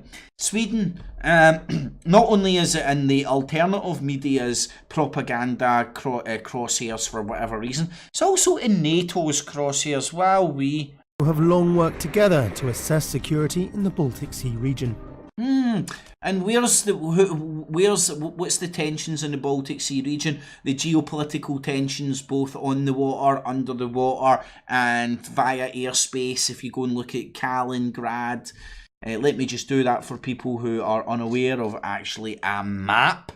I mean, why would there be like both sides of the information war duking it out over bullshit about what's going on in Sweden? Why is it RT draws your attention to what's going on over here in Sweden as well? Why is that? I don't know. Right, let's have a wee look at Sweden, right? Let me get rid of the fucking roads because that just makes it look too noisy. Too noisy. Too noisy. Shit, did I forget to write that down? Fucking did. Oh no, I didn't. Don't lose focus. I forgot to say this at the beginning. Should have said it. Lost focus. Don't lose focus on your life. All the bread and circuses, i.e. the noise, is there to make you lose focus on what's important to you, yours and your own priorities.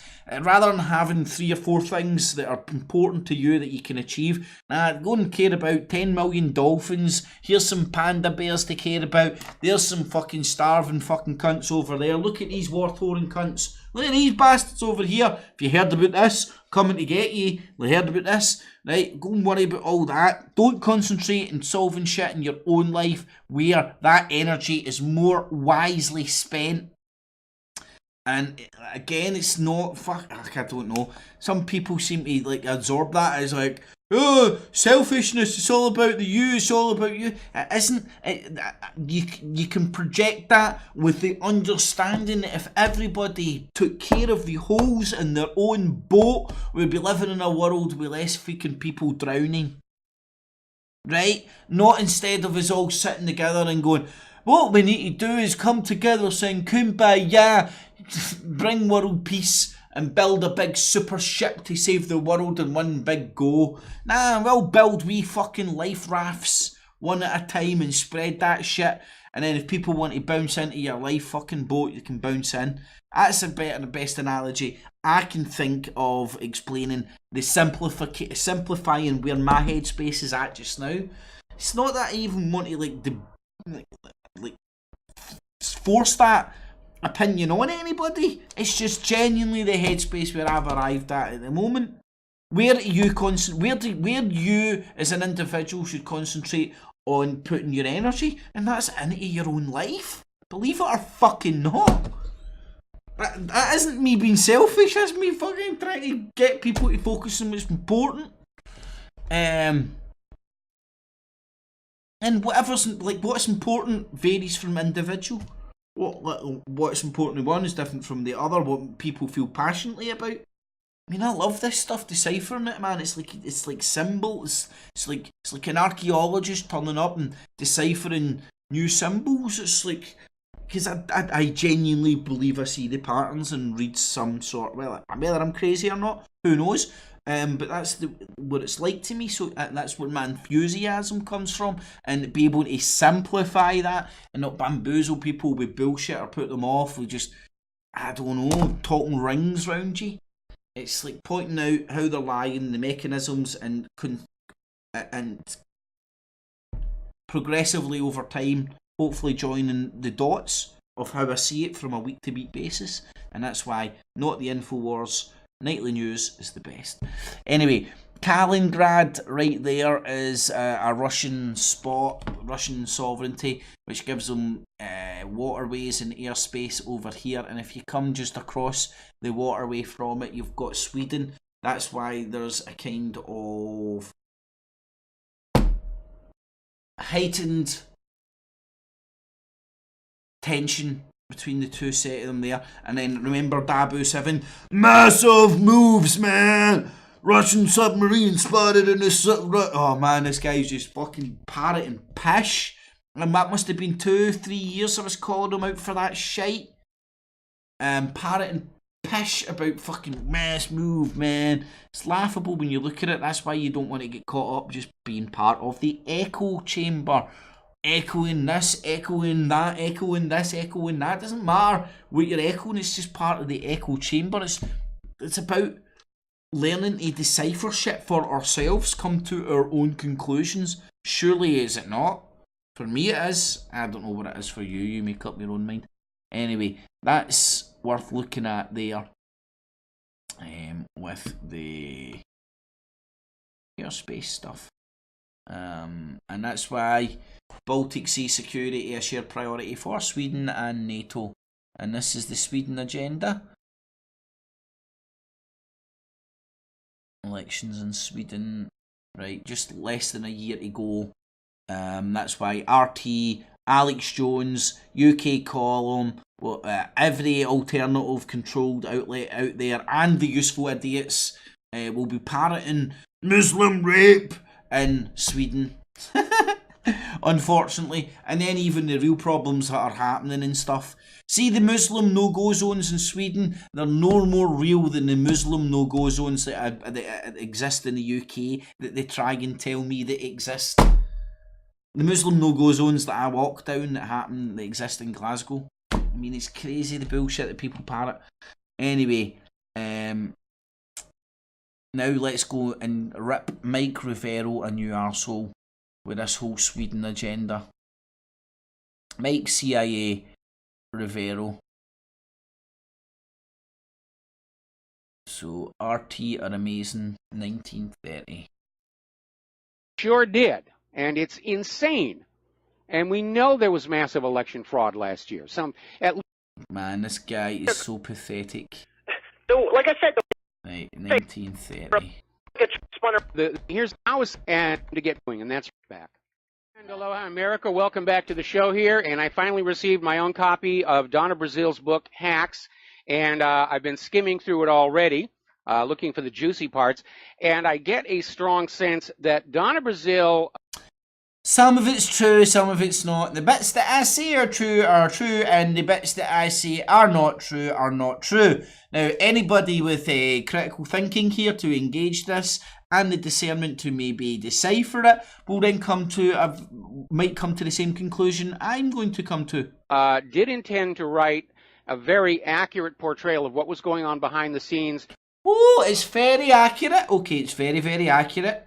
During Hillary's campaign. Ooh, she's bought a lot. It's very, very accurate. Okay, you got that. It's very, very accurate. Don't worry, it's accurate. Into the idea that Russia was somehow involved in all of this.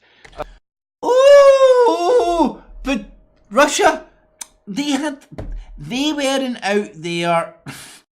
They didn't have a dog in the fight in the American election. There wasn't a candidate in the American election that was more on the Putin side of things than the other.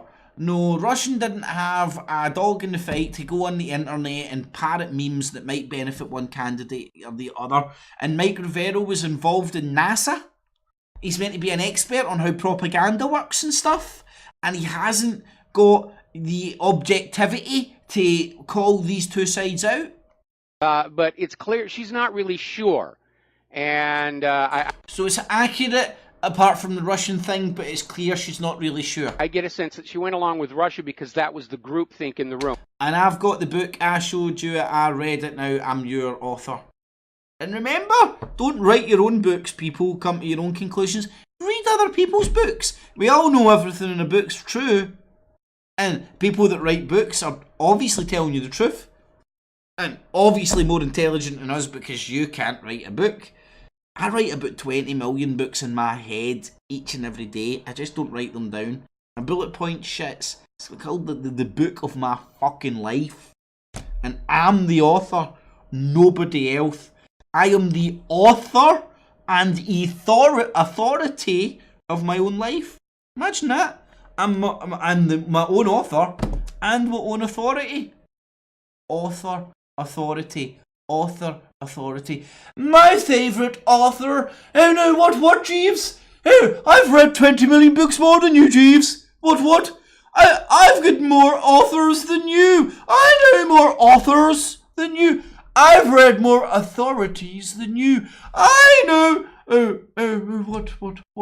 What? Go and write your own books, you bastards.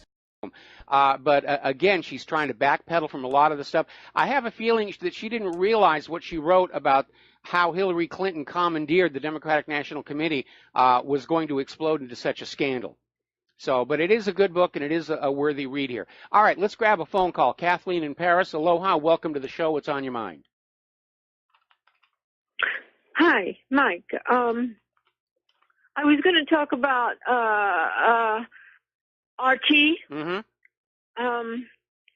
That I saw an interview today. I think it was on Crosstalk, and the guy on the panel said that he enjoyed coming on RT because without an exception on all the other corporate news, that there was always a pre-interview, that they wanted to know what are you going to say and what is your attitude and how do you feel really, but that on RT that didn't happen and he was always felt free to just say whatever he wanted to say. Yes. I mean, that's how the corporate media works. Yep. Works is that, they'll pre-interview you to make sure that you're in line with the official story, and if you fail to pass muster, then the interview just doesn't happen. Whereas RT have critics of putting on all the time. RT have investigative reporters all over Russia reporting in English to the rest of the world about the corruption that's going on in Russia, about the poverty, the bad shit that goes on everywhere, in every corner of the globe. Yeah, Mike Rivero, you fat wee lying fucking bastard. I cannot believe how long I was sucked in with this fat wee cunt. Honestly, he is not this stupid. He is not this stupid. The magic man, the magician, working for NASA, married to a Jew, bumped into the CIA, used to be involved with some of the biggest drug dealers in fucking Los Angeles. Tripped over this fucking dick and it just, honest officer, it just fucking fell up my arse. Yeah, I didn't realize that. And this guy said that RT does not do that. Well, I mean, it is another indicator that Russia today is not as tightly controlled by anybody. Yeah, Russia controls not controlled by anybody. Let alone the Russian government. Get alone the Russian government. No. Nothing to see here. Look at the shiny ball over here. Look at this fat excuse of a man and magician and his pathetic parlour tricks. It's not that pathetic. It fell for it myself for many a year. But that makes me more angry at him. Now I can see through it. I'm like, how did I ever fall for it? So blindly obvious. But do you know how it became blindly obvious? Watching him for longevity with the open-mindedness to consistently analyse what he's putting out. Even though I liked and I agreed when it was on point with a lot of the topics that he was saying very early on through me engaging with them, I never stopped analysing or staying still or engaging in the cult of personality. As is being claimed. Meanwhile, our corporate media is totally under the control of government and corporations here. Now, what's really interesting is they went back to a 1938 law created specifically to counter Nazi Germany to demand that Russia today register as a foreign agent. But meanwhile, you've got AIPAC is still not required to register. This is known as a deflection.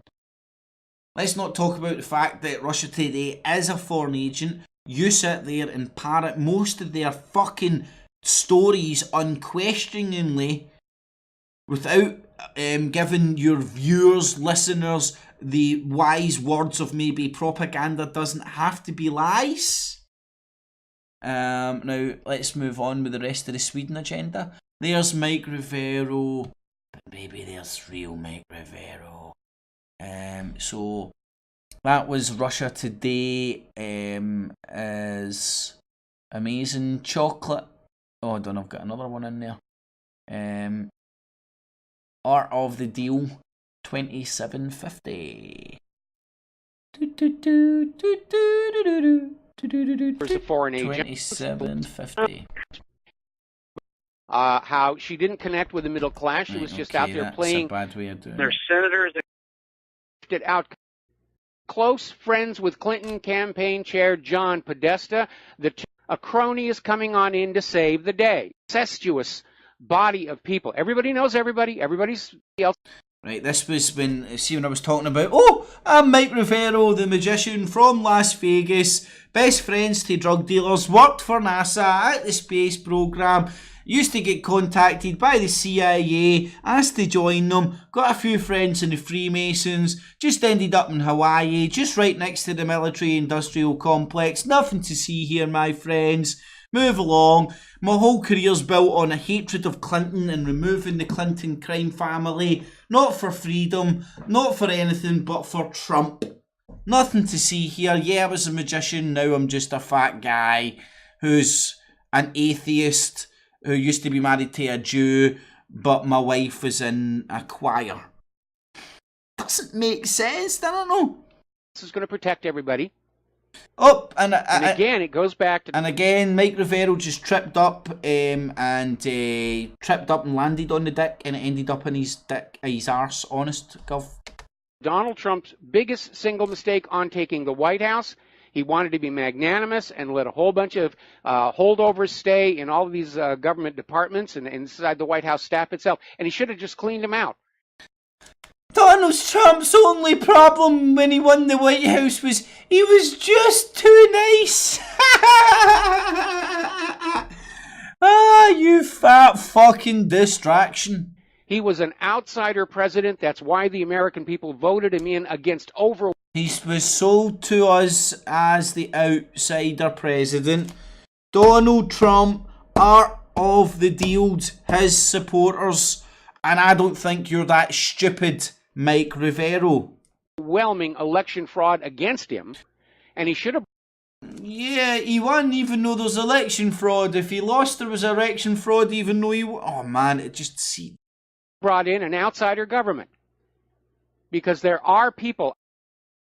He does look like the bad bear out of Toy Story. ...out here in the United States of America who are fully qualified to do the necessary jobs that it takes to run a government. And he should have done that. And again, my concern about Trump, even going back to before he won the nomination, was that he was going into D.C. politics as dangerously naive as Jimmy Carter did. And Carter got blindsided by that whole crashed helicopter thing in Iran. Now, Judicial Watch President Tom Fitton is out with another video, which we linked to whatreallyhappened.com, and he's out there saying basically the left wants the ability to steal elections. And that's why they're pushing for illegal immigrants to come on in and open borders, and they're opposed to voter right. So everything's Trump's doing is good. ID and all these other issues. And what was really amazing was this court decision, the consent decree, where apparently the Republicans have to have the permission of the Democratic Party to investigate allegations of Democratic election fraud. And I don't know how they managed to pull that one off, but they sure did. And it's insane. And we know there was massive election fraud last year. At least 1,100 documented cases. Trump won. That shifted outcomes. And I'm very upset that Donald Trump's Commission on Election Integrity doesn't seem to be doing any more than his Commission on Vaccine Safety. I'm really surprised Donald Trump isn't doing what he said he was going to do. He's art of the deal, his supporters. And you'd think Donald Trump would come to understand that if the election system is not reformed and made honest and representative of the will of the American people, he's going to be a one-term president. That is just the reality. It's in his own best interest to clean up this election system. I mean, if you look at what they're doing to Judge Roy Moore, you'll realize the Democratic dirty trick squad is still out there. Right, I'm sorry, fucking fat man. I've had enough of that. But more on mic to come. Chocolate milk, 124.10. What really happened with your host, Mike Rivero? You're listening to the Republic Broadcasting Network, where you'll find out what the... And of course, she was immediately trounced on. But we're going to forget in the first place. And I'm not joking. To be a racist hate symbol. Right, now, I'm going to argue I don't think this guy's this stupid. Right? I don't think he is innocently... Now, if somebody was doing this innocently, they're a useful idiot. This guy understands the hundreds of thousands, if not millions of people that he reaches, the influence he has in the overall echo chamber of the independent media. He understands that, and he's up here blindly echoing this piece of fucking shite. Right, now, this took me all of fucking a few minutes to get together. Let me just see. If I open all that, that should do that. Right, so let's just scratch beneath the circus of this shite for 1 wee second and see where it all comes from. Right, let's see if you can see a concerted campaign here. Infowars, Sweden and milk. Sweden and milk, November 14th. Specia.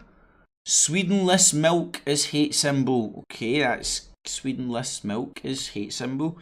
I want to meet this Sweden guy because he seems a bit retarded. Imagine listing milk as a hate symbol.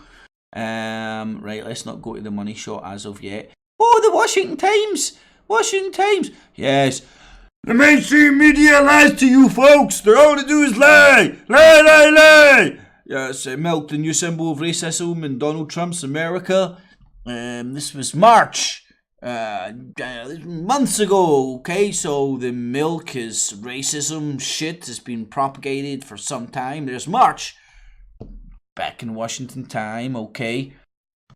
But let's get on with, let's listen to this fat, parroting, unthinking fucking moron. That's the best option. Or a complete shill cunt. Sweden, and I'm not joking, this did not come from the...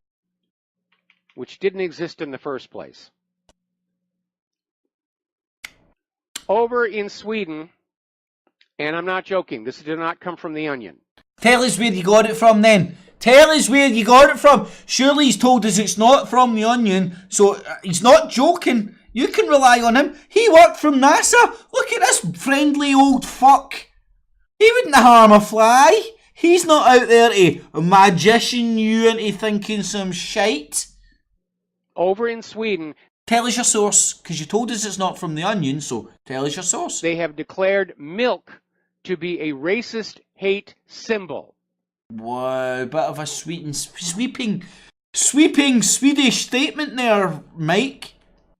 Represents white supremacy.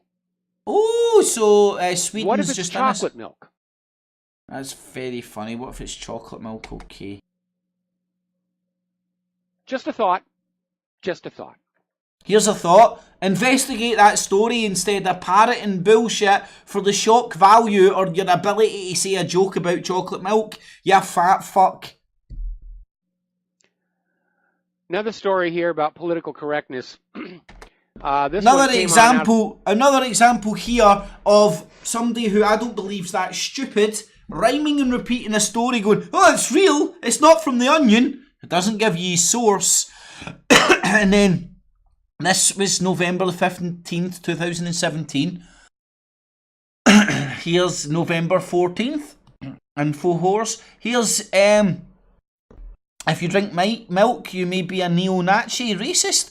But this is coming from the Washington Times back in March. Doesn't make sense. Why is Sweden all of a sudden doing the same thing that... let me think. Where did I get this from? Where did I get this? Got it. Right. Click here to infuriate yourself further. See if you un-Orwellianate this. If you want to annoy yourself even more, click this link. Now, if you can click that link and read that without annoying yourself, beautiful. Right.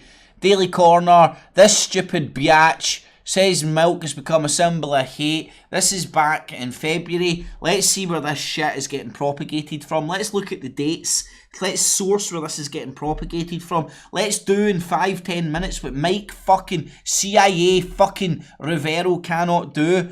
Right, here's the source link that Infowars used. Trying to put a date on it. Nothing better than a shitty wee website like this. See the sites Infowars uses sources as well. Read Sweden to ban alternative. Look at the...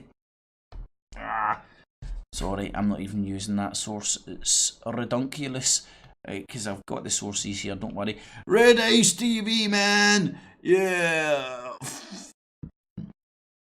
I don't know. But anyway, racist bastards. Swedish Defence Report. Right, here. God, if I got the right. Here's what I want up. No, it's not. Right, anyway. What I want to show you here is, where did I get the actual source from?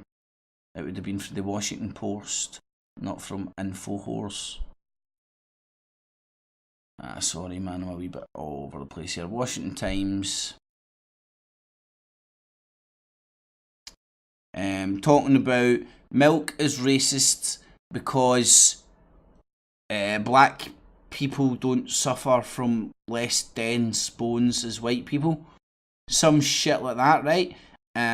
Basically just some provocative piece put out in there in the ether for other people to grab on, speculate about. Back in March, Donald Trump, milk equals white supremacy.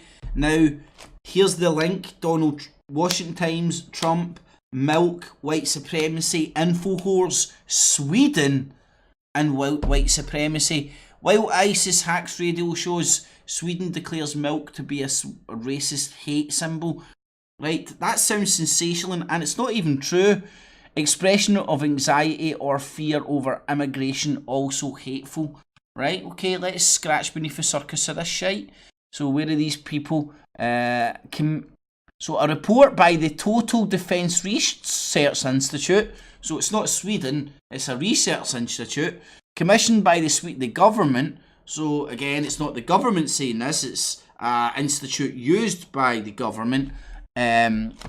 Patata here, splitting hairs, but these think tanks can come out and say any old bizarro shit to spark any old geopolitical info war.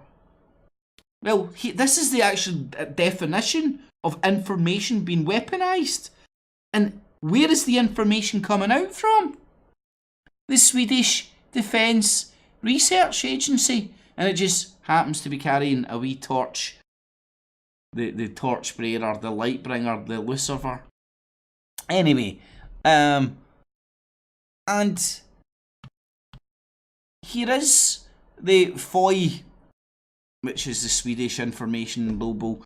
Oh my god, I can't read Swedish. I'm just going to have to listen to Infowars instead of actually using Google and sticking it into Translate and actually seeing what the report is. Right? The white hatred, radical nationalism and digital environments. So, let's see. There's the author's release. Publication date after the Washington Times date, talking about milk being racist. So this report isn't suggesting white milk is a white supremacy symbol. It's saying in the digital environments it is considered that. Does that make sense? Let me actually get to the summary. This report presents research and analysis conducted within the framework of the mission. Let's not ask what the mission of this report is before speculating and spinning it into weaponized information in the Infowar. No. Assigned by the government to Total Defence Research Institute. Okay, so what's the government asked this research institute to do? These are questions we should be asking ourselves before Sweden just declared milk a fucking white hate symbol. Don't you think? Don't you think? Are these not questions we should be, or maybe somebody purporting to be a journalist or some shit should be asking yourself? So what is the mission? Mission to Total Defence Research Institute to conduct mapping and analysis of violent extremist propaganda. Okay, so it's not to tell me what is or isn't, it's to map what is happening, to analyse what is happening. So, during the analysis of this, they have came across the bullshit that the Washington Times has been propagating, through the bullshit that this Sumatra Diaz has been propagating, and they have reported on it, and through that, this is what you call the weaponizing of information that people talk about and can't point to. This is the weaponizing of information. Why are they weaponizing it? Swedish general elections 2018. Who is going to be propagating it? Let me get to the wee diagram. It's going to be the people, the global nationalist agenda, brought to you by RT, UK Column, the alternative media, the opposite side of the information war. Shazam!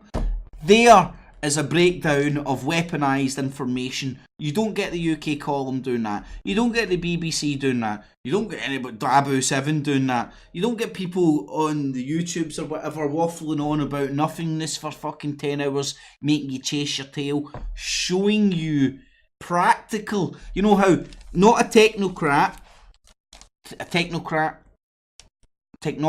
and technocrats have nothing to do with technology. Technocrats could have existed in ancient Greece. Granted, they were used an abacus, but we're splitting hairs there.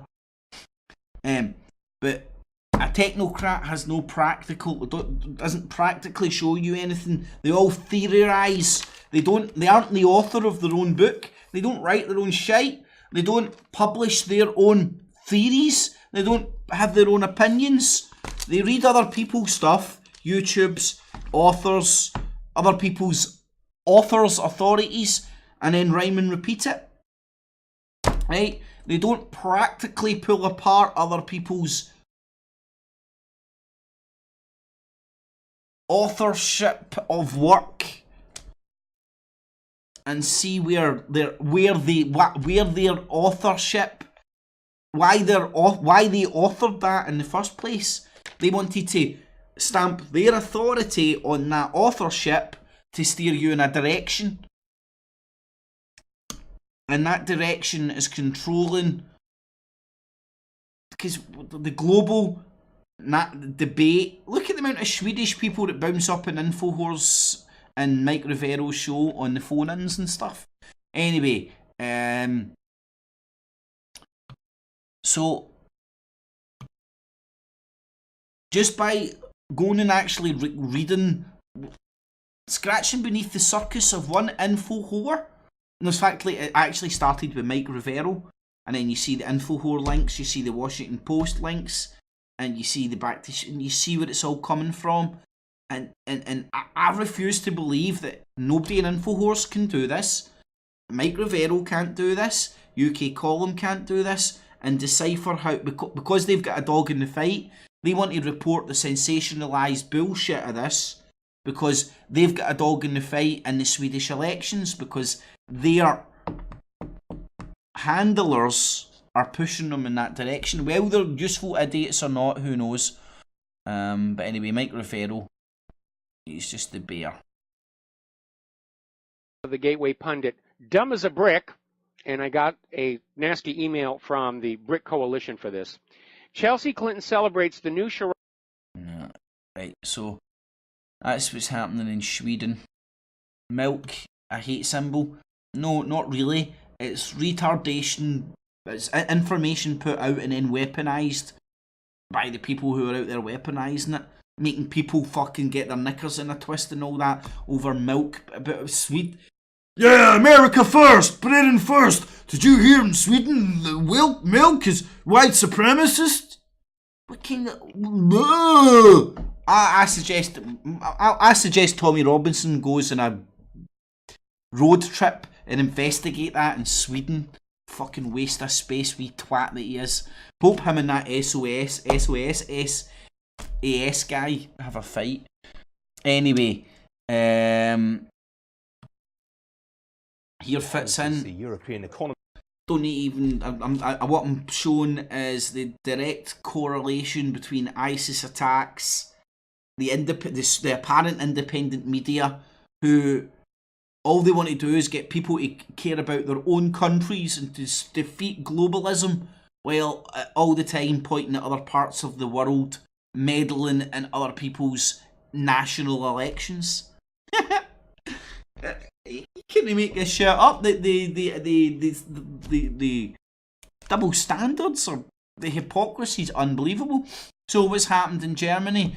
In Germany, like everywhere else, hung parliaments, nobody's really in charge, chaos. Is the left in charge? Who knows? Is the right in charge? Who knows? Everybody's fighting, left versus right, chaos, getting fermented. Nobody's in charge. Who do you blame? Plausible deniability everywhere. And this is the controlled chaos, the controlled burn, I do believe. Anyway, and again, this is something, a pattern I've been pointing out and been on the ball for some time. It coincides with how the wag the dog, the media has been brought to the internet, and how your time is better served saving yourself, filling the holes in your own boat instead of trying to save the world or save everybody else, projecting your lack of control in your own life onto others, or through onto other causes, fruitless causes that you know deep down you could never really actually achieve. But those things, if you put so much, maybe just maybe if we put that energy into trying to solve shit in our own life, filling in holes in our own boat, maybe there would be more boats in the world and more life rafts for everybody to get on. So I just wanted to point out what was happening in Germany there. Broadcasting the information the mainstream media won't touch. This is The Richie Allen Show in association with DavidIke.com. Theresa May is the Prime Minister of this country. And she's a twonk. I heard that term recently, twonk. I like it. I heard it. Oh, did you not coin it there, Richie? Like the Trufford Industrial Complex, you fat shilling bastard. A kid use it on the street just outside her house. A twonk. She's a twonk. May has been claiming that Moscow... #1 independent radio show in Europe. It's not independent, no. It's sponsored by David Icke. Has been meddling in elections and has carried out cyber espionage. It can't be independent if it wouldn't report on David Icke being a raging paedophile if it had evidence of that. None of it wouldn't, it can't, because David Icke funds the whole operation. Of these accusations are of course new. We've been hearing them for months and months and months ever since the result of the election in America last year. Now, last night she was at the Lord Mayor's banquet in London. It was at the Guildhall. And May accused Moscow of putting fake stories. This is hilarious. The irony here could choke a chicken, could choke a million chickens. She's accused Moscow of planting fake stories to sow discord in the West. She accused Putin's government of undermining free societies. And this guy cannot consider an iota of that to be true, and that's how I know he's shilling like a villain. He's either a useful idiot, just does sound like a dumb, lisping, Irish, dumb-ass motherfucker. Not only should he be saying, potato! He looks a bit like a hollowed-out potato as well, and then he must have teeth like a potato with the lisping bastard that he is, and then a brain like a potato to, yeah, it's the most independent radio show in Europe. Independent! Sponsored by David Icke. What a muppet. Theresa May. Yeah, what a muppet. Yeah, mate. And you can't consider for one iota that Russia has a dog in their geopolitical fight, just like Britain does in Russia. Just like Britain will meddle in Russia's elections, and Britain will meddle in China's elections, and we are also happy to consider, and not only consider, but confirm that with this book, that book, and this conspiracy, and that conspiracy. And I'm not saying you're wrong to do that, but then not even have the ball here of fucking of openness and objectivity to consider Russia might be doing that. Leads me to believe you're just either a fucking open Russian agent, or you're just stupid. Probably the latter. Useful idiot, stupid. Trump has said he doesn't believe the Russians have interfered. CIA retired. Trump said it must be true. Retirees have been on national television in the United States, and they have said it didn't happen there either. The CIA but said anyway, it must be true. In the interest of, for those who haven't heard the audio, this is what Theresa May had to say. Russia has fomented conflict in the Donbass and mounted a sustained campaign of cyber espionage and disruption. This has included meddling in elections and hacking the Danish Ministry of Defence and the Bundestag, among many others. It is seeking to weaponize information, deploying its state-run media organisations to plant fake stories and photoshopped images in an attempt to sow discord in the West and undermine our institutions. What a load of bollocks!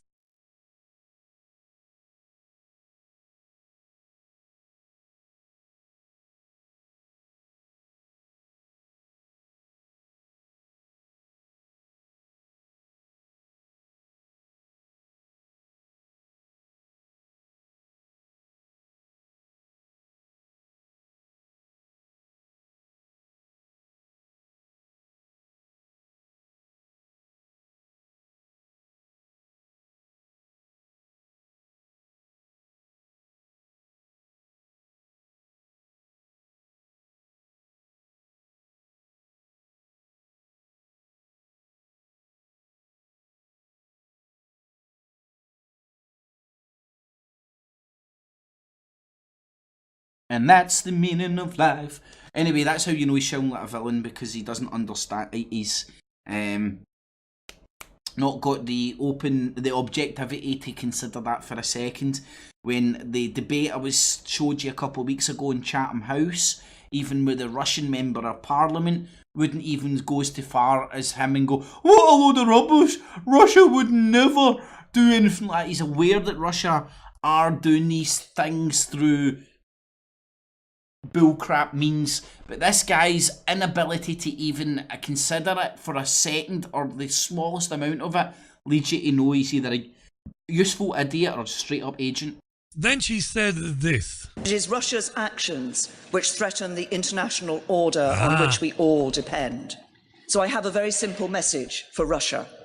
We know what you are doing, and you will not succeed. Oh, she said order! New world order! Oh, what? Piss your pants, Richie! Oh. Oh. Oh. The Russians must be shitting themselves. Of course, the international order part of that, we've heard that one before. And that's what it's really all about. Commentators today were saying... And Russia aren't trying to challenge it. It's about May's failing government, May looking to pick a fight because she's in dire straits as leader of the Conservative Party and Prime Minister. There might be some truth to some of that, but it's really about international order, the order of things, the new world order. If we say you are doing that which we don't like, we don't have to prove it. We can just say that you are doing it, and then we can imposition you. We can impose on you sanctions. We can even operate within your borders. We've talked about this, of course, at great length on previous programs. Now, the actor Joe Pesci, you remember Joe Pesci from Goodfellas and Casino? He had this to say about Theresa May a short time ago. You know you're a lying, low-life motherfucker. And I don't know what he's trying to do, inject some comedy there or something, I don't know. Richie, you're not funny, my friend. Anyway, and it's laughable that you can't even consider for a second that RT... Russia Today, I mean, like, do you ever wonder why France 24 has an English-speaking fucking news outlet? It's just to speak to the French. No, you dumb fucking wanker. Do you ever understand why fucking Radio Liberty and all that, like, BBC... broadcast in other languages, you dickwad. So you can't see the boot on the other foot and understand why Russia Today, broadcast by the Russian state, broadcast in English. Fucking unthinking idiot. So that's Itchy Richie. Here's a Subway thing. I don't really want to play any clips other than just touch on it. Let's see if again... maybe there'll be stuff there, who knows. Let's see again if there's going to be hundreds of esoteric... No, oh, there's a... fuck, I just say that and there's a 44 bounce up. But I don't know what that... 44 missing crew. See, I knew that, like, people will be all over these numbers and all that. And remember, numbers are, like... numbers, you can pretty much make them say anything, whether it actually means anything or not. It's a different argument. But I just... wanted to throw that in. And then let's go through a prisoner of our own mind. Right, this is just some of the examples of the shite that people are fucking peddling out there, starting with Fat Man Jones himself. Let's see how quick we can see Alex Jones, it takes him to kind of his old self to contradict his new self. The head of Sun Microsystems, worth tens of billions of dollars, co-owner, Bill Joy, countless others have said, we designed this to hurt you, we designed this to dehumanize you, we designed this to make you obsolete. We've been in meetings with the top billionaires. You gotta fear the globalists and the robots and the robot globalists. And the globalist robots and the batteries and the PowerPoints. Who are senior to us, and they've made the decision to basically take over and kill everybody. Yep, they made a decision. They just gotta kill everybody. Yep, decision we made. They've been developing this one world religion around eternal life and life extension. I made a film, Blueprint for Global Enslavement. 10 years ago, off their admissions then. I warned you that it was going to happen 2 years ago, 10 years ago. Now I'm warning you it's going to happen 2 years ago, 2 years from now. Of how they would bring in this plan, the controlled cities, the self-driving cars, the attack on the family. It's all in the film. It's free. You must watch it. Hey, guys, attention just for a second. I just need to tell you that a group just met here in Canada, and they're trying to get rid of your sovereignty, merging you with the U.S. and Mexico. See, it's not funny. I'm serious. And your news isn't going to tell you about this. They're not laughing at what you're talking about. They're laughing at they're standing in the middle of a public space, and then a fat fucking Texan bounces up and starts talking about all this shite. See if you engage them in a more productive level instead of this shock jock fat cunt for Texas way. You might not get this, but you were after that kind of... You see him, he's kind of like the Daz Doorstep Challenge. It's the candid camera effect they're looking for. This is deadly serious, so I'm just letting you know and I'm telling you about it. As they say, they are the guys that run the world. They make the decisions for we just carry it out. Sir, did you hear about the Bilderberg Group meeting here in town? The 120 most elite people in the world? No. No, 120 of some of the elite people in the world. A particular group of elite people in the world. A particular group that you've set out to demonise, who you're getting paid for, people that aren't members of that group, let's say. Hey, did you know that the elite's meeting here in town right now? Have you heard about it? 120. Hey, do you know that you've just poked your fat face in a public bus and cunts are like, I'm going to work, and what the fuck are you, what? Do you know, like, there's kids with balloons in there and all that, and wow, shock, jock, candid camera tactics. 20 crime bosses? None of you heard of it. None of you guys have heard of the Bilderberg Group? They're meeting right now. In the city, around 10% of the people were aware of the New World Order agenda. When we traveled to Parliament, close to half of the people we randomly spoke to were informed. Let's say that back then, the New World Order agenda was to stoke fear and civil unrest and bring confidence down in existing institutions to bring around the new. But they would use Orwellian talk and say that was to bring down the New World Order, but it's ultimately to bring around a new world order.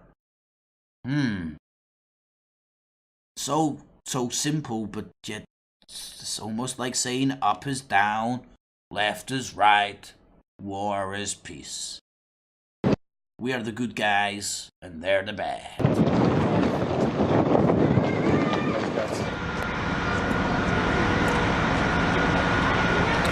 Man, what did you say about the American Union? It's going to end up happening. We don't want it, but it's going to happen. Why do you think? Because the Bilderberg Group runs the world. You have the Trilateral Commission that's also part of the Bilderberg, which is the United States, Europe, and Asia. But most of this is public knowledge. Nobody wants to believe that there are conspiracies, that world leaders are already elected before they're voted on. Hold on, this was post-Trump. Yeah, but obviously Trump is real. Everybody before and after Trump is fake. Trump's real, man. He's just sitting there fighting for us small guys, us Christians, gun-loving, Bible-fearing, God-loving, gun-loving, tangerine, drinking, God-fearing, quinky-dinks. So here we know that Bernard Lord is part of the outer circle.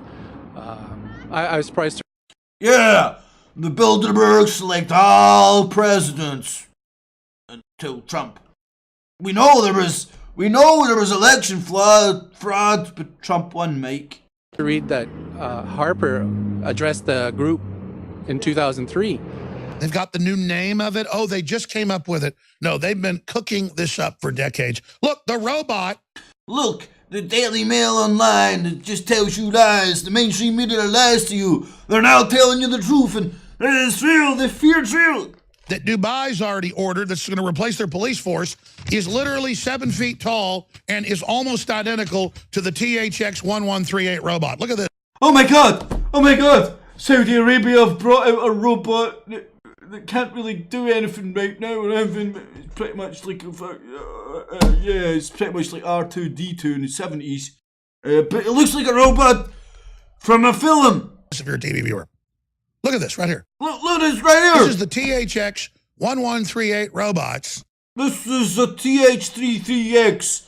And as you can see, Fat Man fucking Jones can't, TV viewers, you can see Fat Man's Jones scribbled down the model of the robot to the right hand side. Because the fat cunt. It's teleprompter free, you see? Teleprompter free. I just have it all written down in front of me. I don't need any words. I just write it all down. Read it all out. I don't have a teleprompter. I have it in front of me, man. And look, it's on a based film. off research that George Lucas did in his look, it was on the BBC. First film. He's nearly 7 foot tall. Doesn't look 7 foot tall there. he's got eyes and all that, but I don't know, it just looks like a generic robot, but so did George Lucasfilm. Man, we're in a lot of trouble, folks. I mean, they are telling you they're coming. They're telling you what they're doing. And I'm just here warning you. I'm here just begging. Chicken fucking little. You. I'm not anti-technology. I'm not anti-smartphone, but I don't like it tracking me and spying on me and listening to me and selling my data and being... Stop sticking it up your butt then. Being a government spy. Stop eating them then, fat man. Maybe that's why he's got square tits. But they always spin it. Oh, you're against vaccines, you're against science. No, I'm against the genetic engineering you're doing through them. Here's the documents.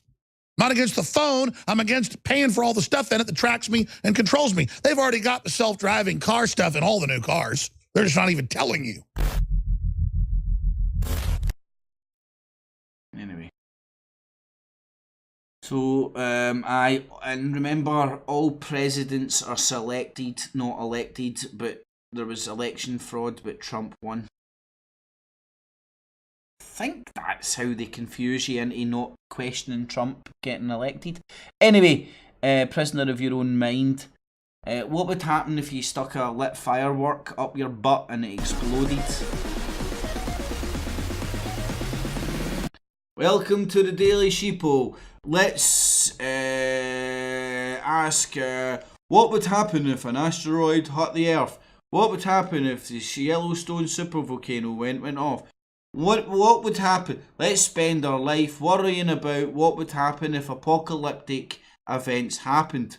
What would happen if people didn't spend all their life worrying about what would happen if apocalyptic events would happen? They would have more lifetime to concentrate on more productive things in their own life, about things that are more likely to happen than apocalyptic events. That if they do happen, you don't really get much to fucking say other than stick your head between your legs and kiss your ass goodbye. Anyway, there's more. Prisoner of your own mind.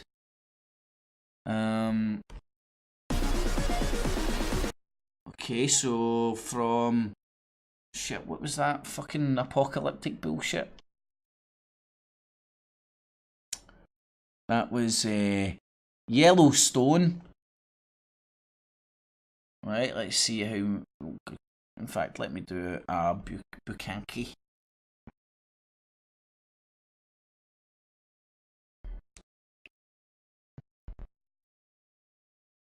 Homer Simpson here. It's a very...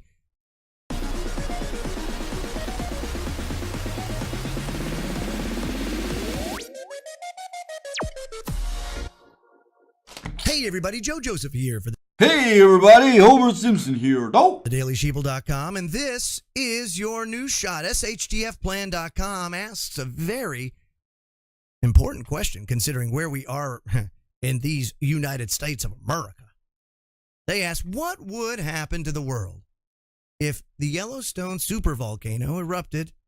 What would happen if the dinosaurs got resurrected and then started interbreeding with biological gun creatures, and then they grew there was a biological amalgamating between guns and dinosaurs, and we had dino guns, and the dino guns could just interbreed with each other, and then they would breed bigger dino guns, then we would get super dino gunnosaurus. What would happen? Ah! Might as well think about that. I mean, at least you could maybe go and make a cartoon or sell that to Netflix. Dino Gunnosaurus. I think that's a good one, actually. Guns. Think about it, right? The human beings take AI and man and mix it together to make gun men bots. And then the men gun bots can breed with dino babies and make dino gun bots. Oh, beautiful! Welcome to the DailySheeple.com. I look like Homer Simpson, and I'm going to give you a million of things that you really never going to fucking answer to think about today. Welcome to your shot. You might as well, you It's more productive to actually take a tequila shot than it is to listen to the Daily Sheeple. Or maybe go and ask your own questions. I don't know, how Endgame's exposed, the biggest exposure ever since things were exposed. And there's more Yellowstone getting exposed, and the apocalypse of me, yes. Hello. Hey everybody, Joe Hey everybody. DailySheeple.com and hey everybody. New shot. So the Sun over in the UK. Yes, the irony. Yeah, hey everybody, Homer Simpson here, hoping to get away with a story from the Sun without people from the UK commenting on it's from the fucking Sun. Moving on, I look like Homer Simpson, and welcome to the Daily Sheeple. Is telling everyone how one of the largest scientific the Sun is telling us maybe coulda, woulda, shoulda, and again, dino babies with guns, something that biological gun baby gun dino cunts with teeth with guns that biological mutate into dino baby gun cunt grabbers. I don't know. Might as well be talking about that. Might as well. In fact, it's actually a wee bit more creative. Might as well be creative and make up your own shite.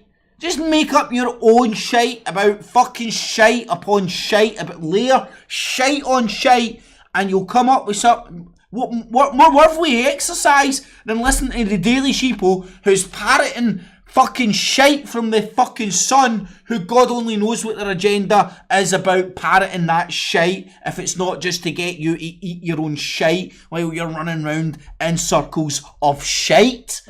Anyway, prisoner of your own mind.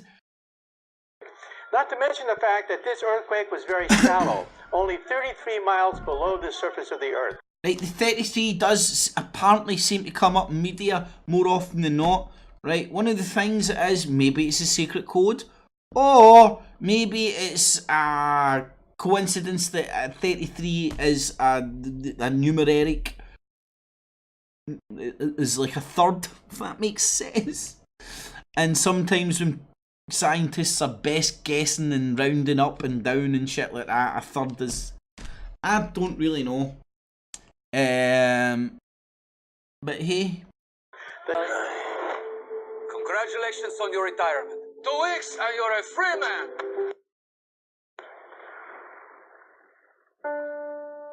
A serious accident just occurred at the San Jose mine. Say something, I'm gonna get copyright over you. Anyway, 33 in the media. Beware of the 33. Or don't give a shite, or give these numbers the power. Right, here's a number, any old random number. Fucking I'm trying to think of one that hasn't been used. 303. I don't think that's been used anymore. I'm going to make that the esoteric, goddess, biblical cock number of worshipful status in Estonia, right? Right, so worship the 303. Now I'm going to try and propagate 303 as some sort of a magical, mystical number and get cunts to bow down to it and think it's some sort of a great thing. You get them to make up rumours about it and all that. Are you going to give it that power, or are you just going to go, that cunt just said a number and now he's making up stories about a number? Does it mean these stories haven't been propagated for some time? But the original person was just propagating a number, or these numbers have some meaning in mathematics, numerology, stuff like that, code, so on and so forth. Anyway, sorry, let's get to the Daily Sheeple. So, hey everybody, JoJo. Hey everybody, Sheeple.com, and this is your new. Hey everybody, and this is your tequila shot that probably killed more brain cells than a shot of tequila. Right, let me just look at this. So what have we got from him? We've got Yellowstone, the apocalypse, because scientists say so. Now we've got the plague. Plague's coming back at you. Thank you, Joe Joseph. God, man. Right. This stuff upsets me, right? Transgender, transhuman chimera and all that, right? That's the worst case scenario, the transhuman agenda and all that, worst case scenario. Best case scenario, all they're doing is trying to sell you shit. All they're doing is trying to take a market space where there was only one. Biatches, aka women who wore makeup. I'm trying. And they wanted to expand their market, so they had to expand that market by either making guys gay or making straight guys into makeup. And bingo, boom, shakalaka, you now have freaks that look like this. And I'm sorry, I want the ability to call this guy out for looking like a freak. If they take the ability away for you to express your human emotion, I'm thinking that isn't... I don't like the look of that. It looks freakish and fucking bizarro to me. Not because it's a guy. I think women who look like that look freakish and bizarro as well. I express this all the time. This isn't a sexist thing or anything. If these freaks want to go and to fucking be freaks, batter the fuck in. You want the freedom to fucking be that, like a freak like that. I want the freedom to call you a fucking freak. That's my moral compass. That's how my moral compass works. And how I don't have double standards. And I know where I'm coming from when I say this is freakish. This is getting created by Edward Bernays PR advertising motherfuckers. Again, at best, to sell you more products. And at worst, a transsexual, transhuman chimera. Yes, you may laugh at it, but think of the Baphomet. So, yeah, there's a couple of perspectives. There's my sort of a best case and worst case scenario. Maybe yours is different. Maybe you just think guys want to express themselves by dressing up like this freak here. And I'm sorry that I believe this is created, again, to sell you shite, or to sell you product, make other people money, or to turn you into a freakazoid. Or maybe it's both. Who knows? And I want the freedom to be able to express that. I'm sure this is a nice guy and all that, but I would express these feelings to him if I had to spend time around him. I wouldn't. Anyway, sorry. I'm not even going to watch any of it, man, but imprison you your own mind. At the moment, it's... Where else did that white genocide come up? I'm trying to remember now.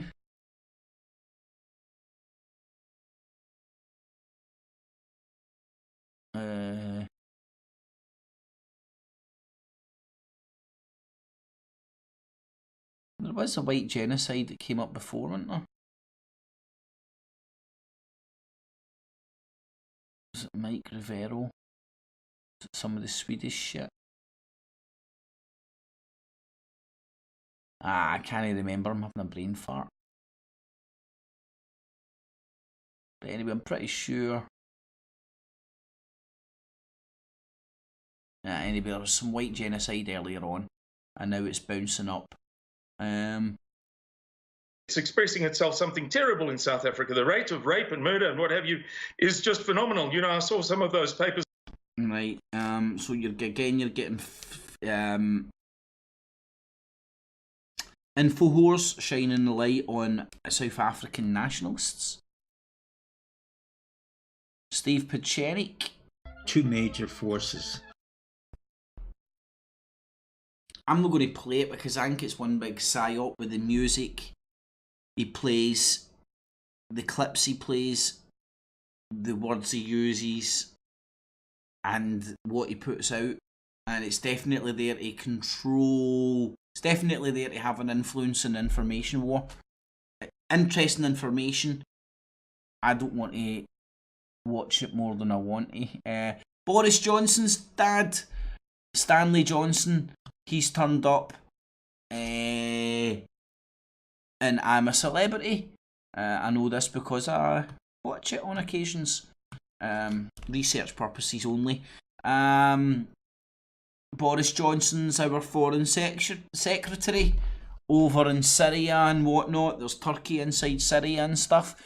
Origins in early life. This is Boris Johnson's dad. Stanley was born in 1940 in Penzance, Cornwall, the son of Osman Kemble Wilfred Johnson and Irene William, daughter of Stanley F. Williams of Bromley, Kent, by his marriage to Marie Louise de Pfeffel, or Ferry. Oh, fuck, I'm not even going to attempt to say that shite, but you can read it all there. The interesting one is Osman bin Laden. He's a son of Osman bin Laden. Nah, I'm only joking. His parental grandfather, Ali Kemal, so Boris Johnson's great-grandfather, his father's grandfather, was one of the last interior... That blew me away when I heard this. And here's to me, you have the British links, even in the establishment to this day, to World War I, World War II, and trying to colonise and bring into the British Crown sphere of influence this area of the world through using people that were already in the excellencies of the elite of the Ottoman Empire, as that was getting brought down using World War I, and then the ultimately nailing the coffins of the rest of the wee blobs of influence was World War II. And his grandfather was Al Khamenei, one of the last interior ministers of the Ottoman Empire government, who was assassinated during the Turkish War of Independence. And I dare say he was assassinated because he wasn't part of the sort of a tug of war during the Turkish War of Independence, and go and look into that with a skeptical head on and look at the British influence in the Turkish War of Independence. I mean, it's fucking unbelievable. And now Boris Johnson's the foreign secretary. Wow, wee man. Anyway.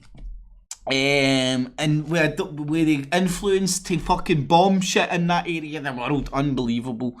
But Stanley's father was born Osman Wilfred Kemal, or Osman Ali, in England, in Bournemouth, at the time of the County of Hampshire in 1909. His Anglo-Swiss mother, Switzerland, mother Wilfred, dying shortly after giving birth. After Camille returned to Turkey in 1912. Unbelievable, man. Stanley's father and aunt were brought up by their English grandmother Margaret Braun, née Johnson, and took her maiden name, Stanley's father becoming simply Wilfred Johnson. His marital grandparents were Herbert F.E.A.R. von Pfeffel, born in Munich. And you can go and read the rest of that. But anyway, it blew me away that Boris Johnson's great-grandfather was assassinated. It was an old Ottoman Empire government member that was assassinated during the Turkish Civil War after the fallout of the Ottoman Empire. It blew me away.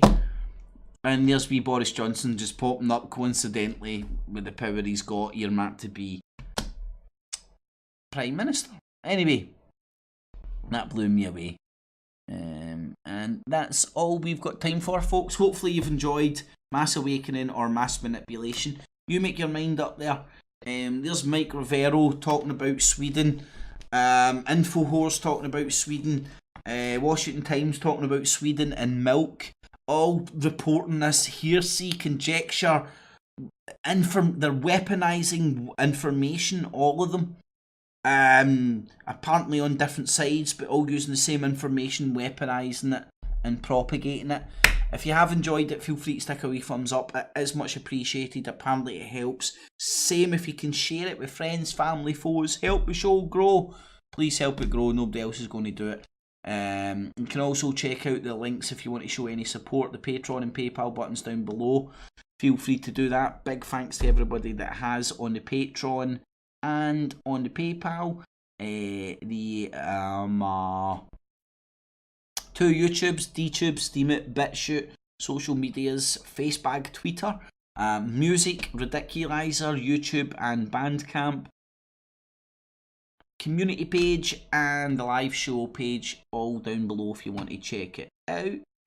In the evening, the artist formerly known as Tony, Blazing, Mike, Shell Owens, Undead, Truth and Doubt. Hope you have all had fun. I'll go and say hi to the rest of the chat room as well. Tony, Amy Woods, how you doing, Amy? There's Mike in as well. Shell Owens, Blazing, how you doing, buddy? Undead in the evening. Gas Mask, how you doing, my man? In the evening, I want Sheris Roslin, how you doing? How you doing, Mike? Truth and Doubt, Amy. In the evening, one and all Vadum in the evening, my man. Hopefully I've managed to say hi to one and all. If I've missed you out, there's MacGyver in. How you doing, my man? Hope you're well, buddy. There was George in as well earlier, so hopefully I've managed to get you all in. If I haven't, the Illuminati is sensing you. Tune in next Tuesday for another Not the Infowars Nightly News. I'll be away over the weekend, so I'll be doing a few live streams. Hopefully tune in for then. And then the weekend following that, Sunday will be the first of the Sunday edition of... I don't know what it's going to exactly called. I think it'll be BBC B Newsment. A BBC B Newsment, not the See Through the Fear Porn. Something like that. I don't know. Working on it, but we're doing a Sunday show.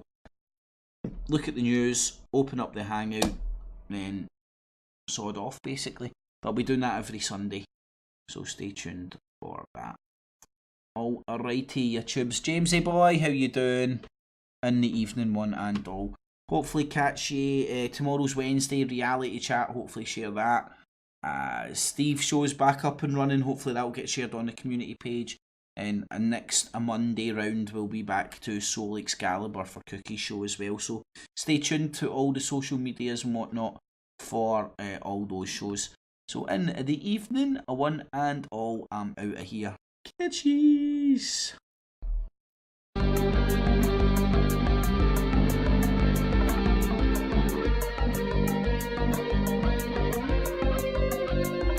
It's a F.E.A.R, it's a F.E.A.R, it's F.E.A.R, come on.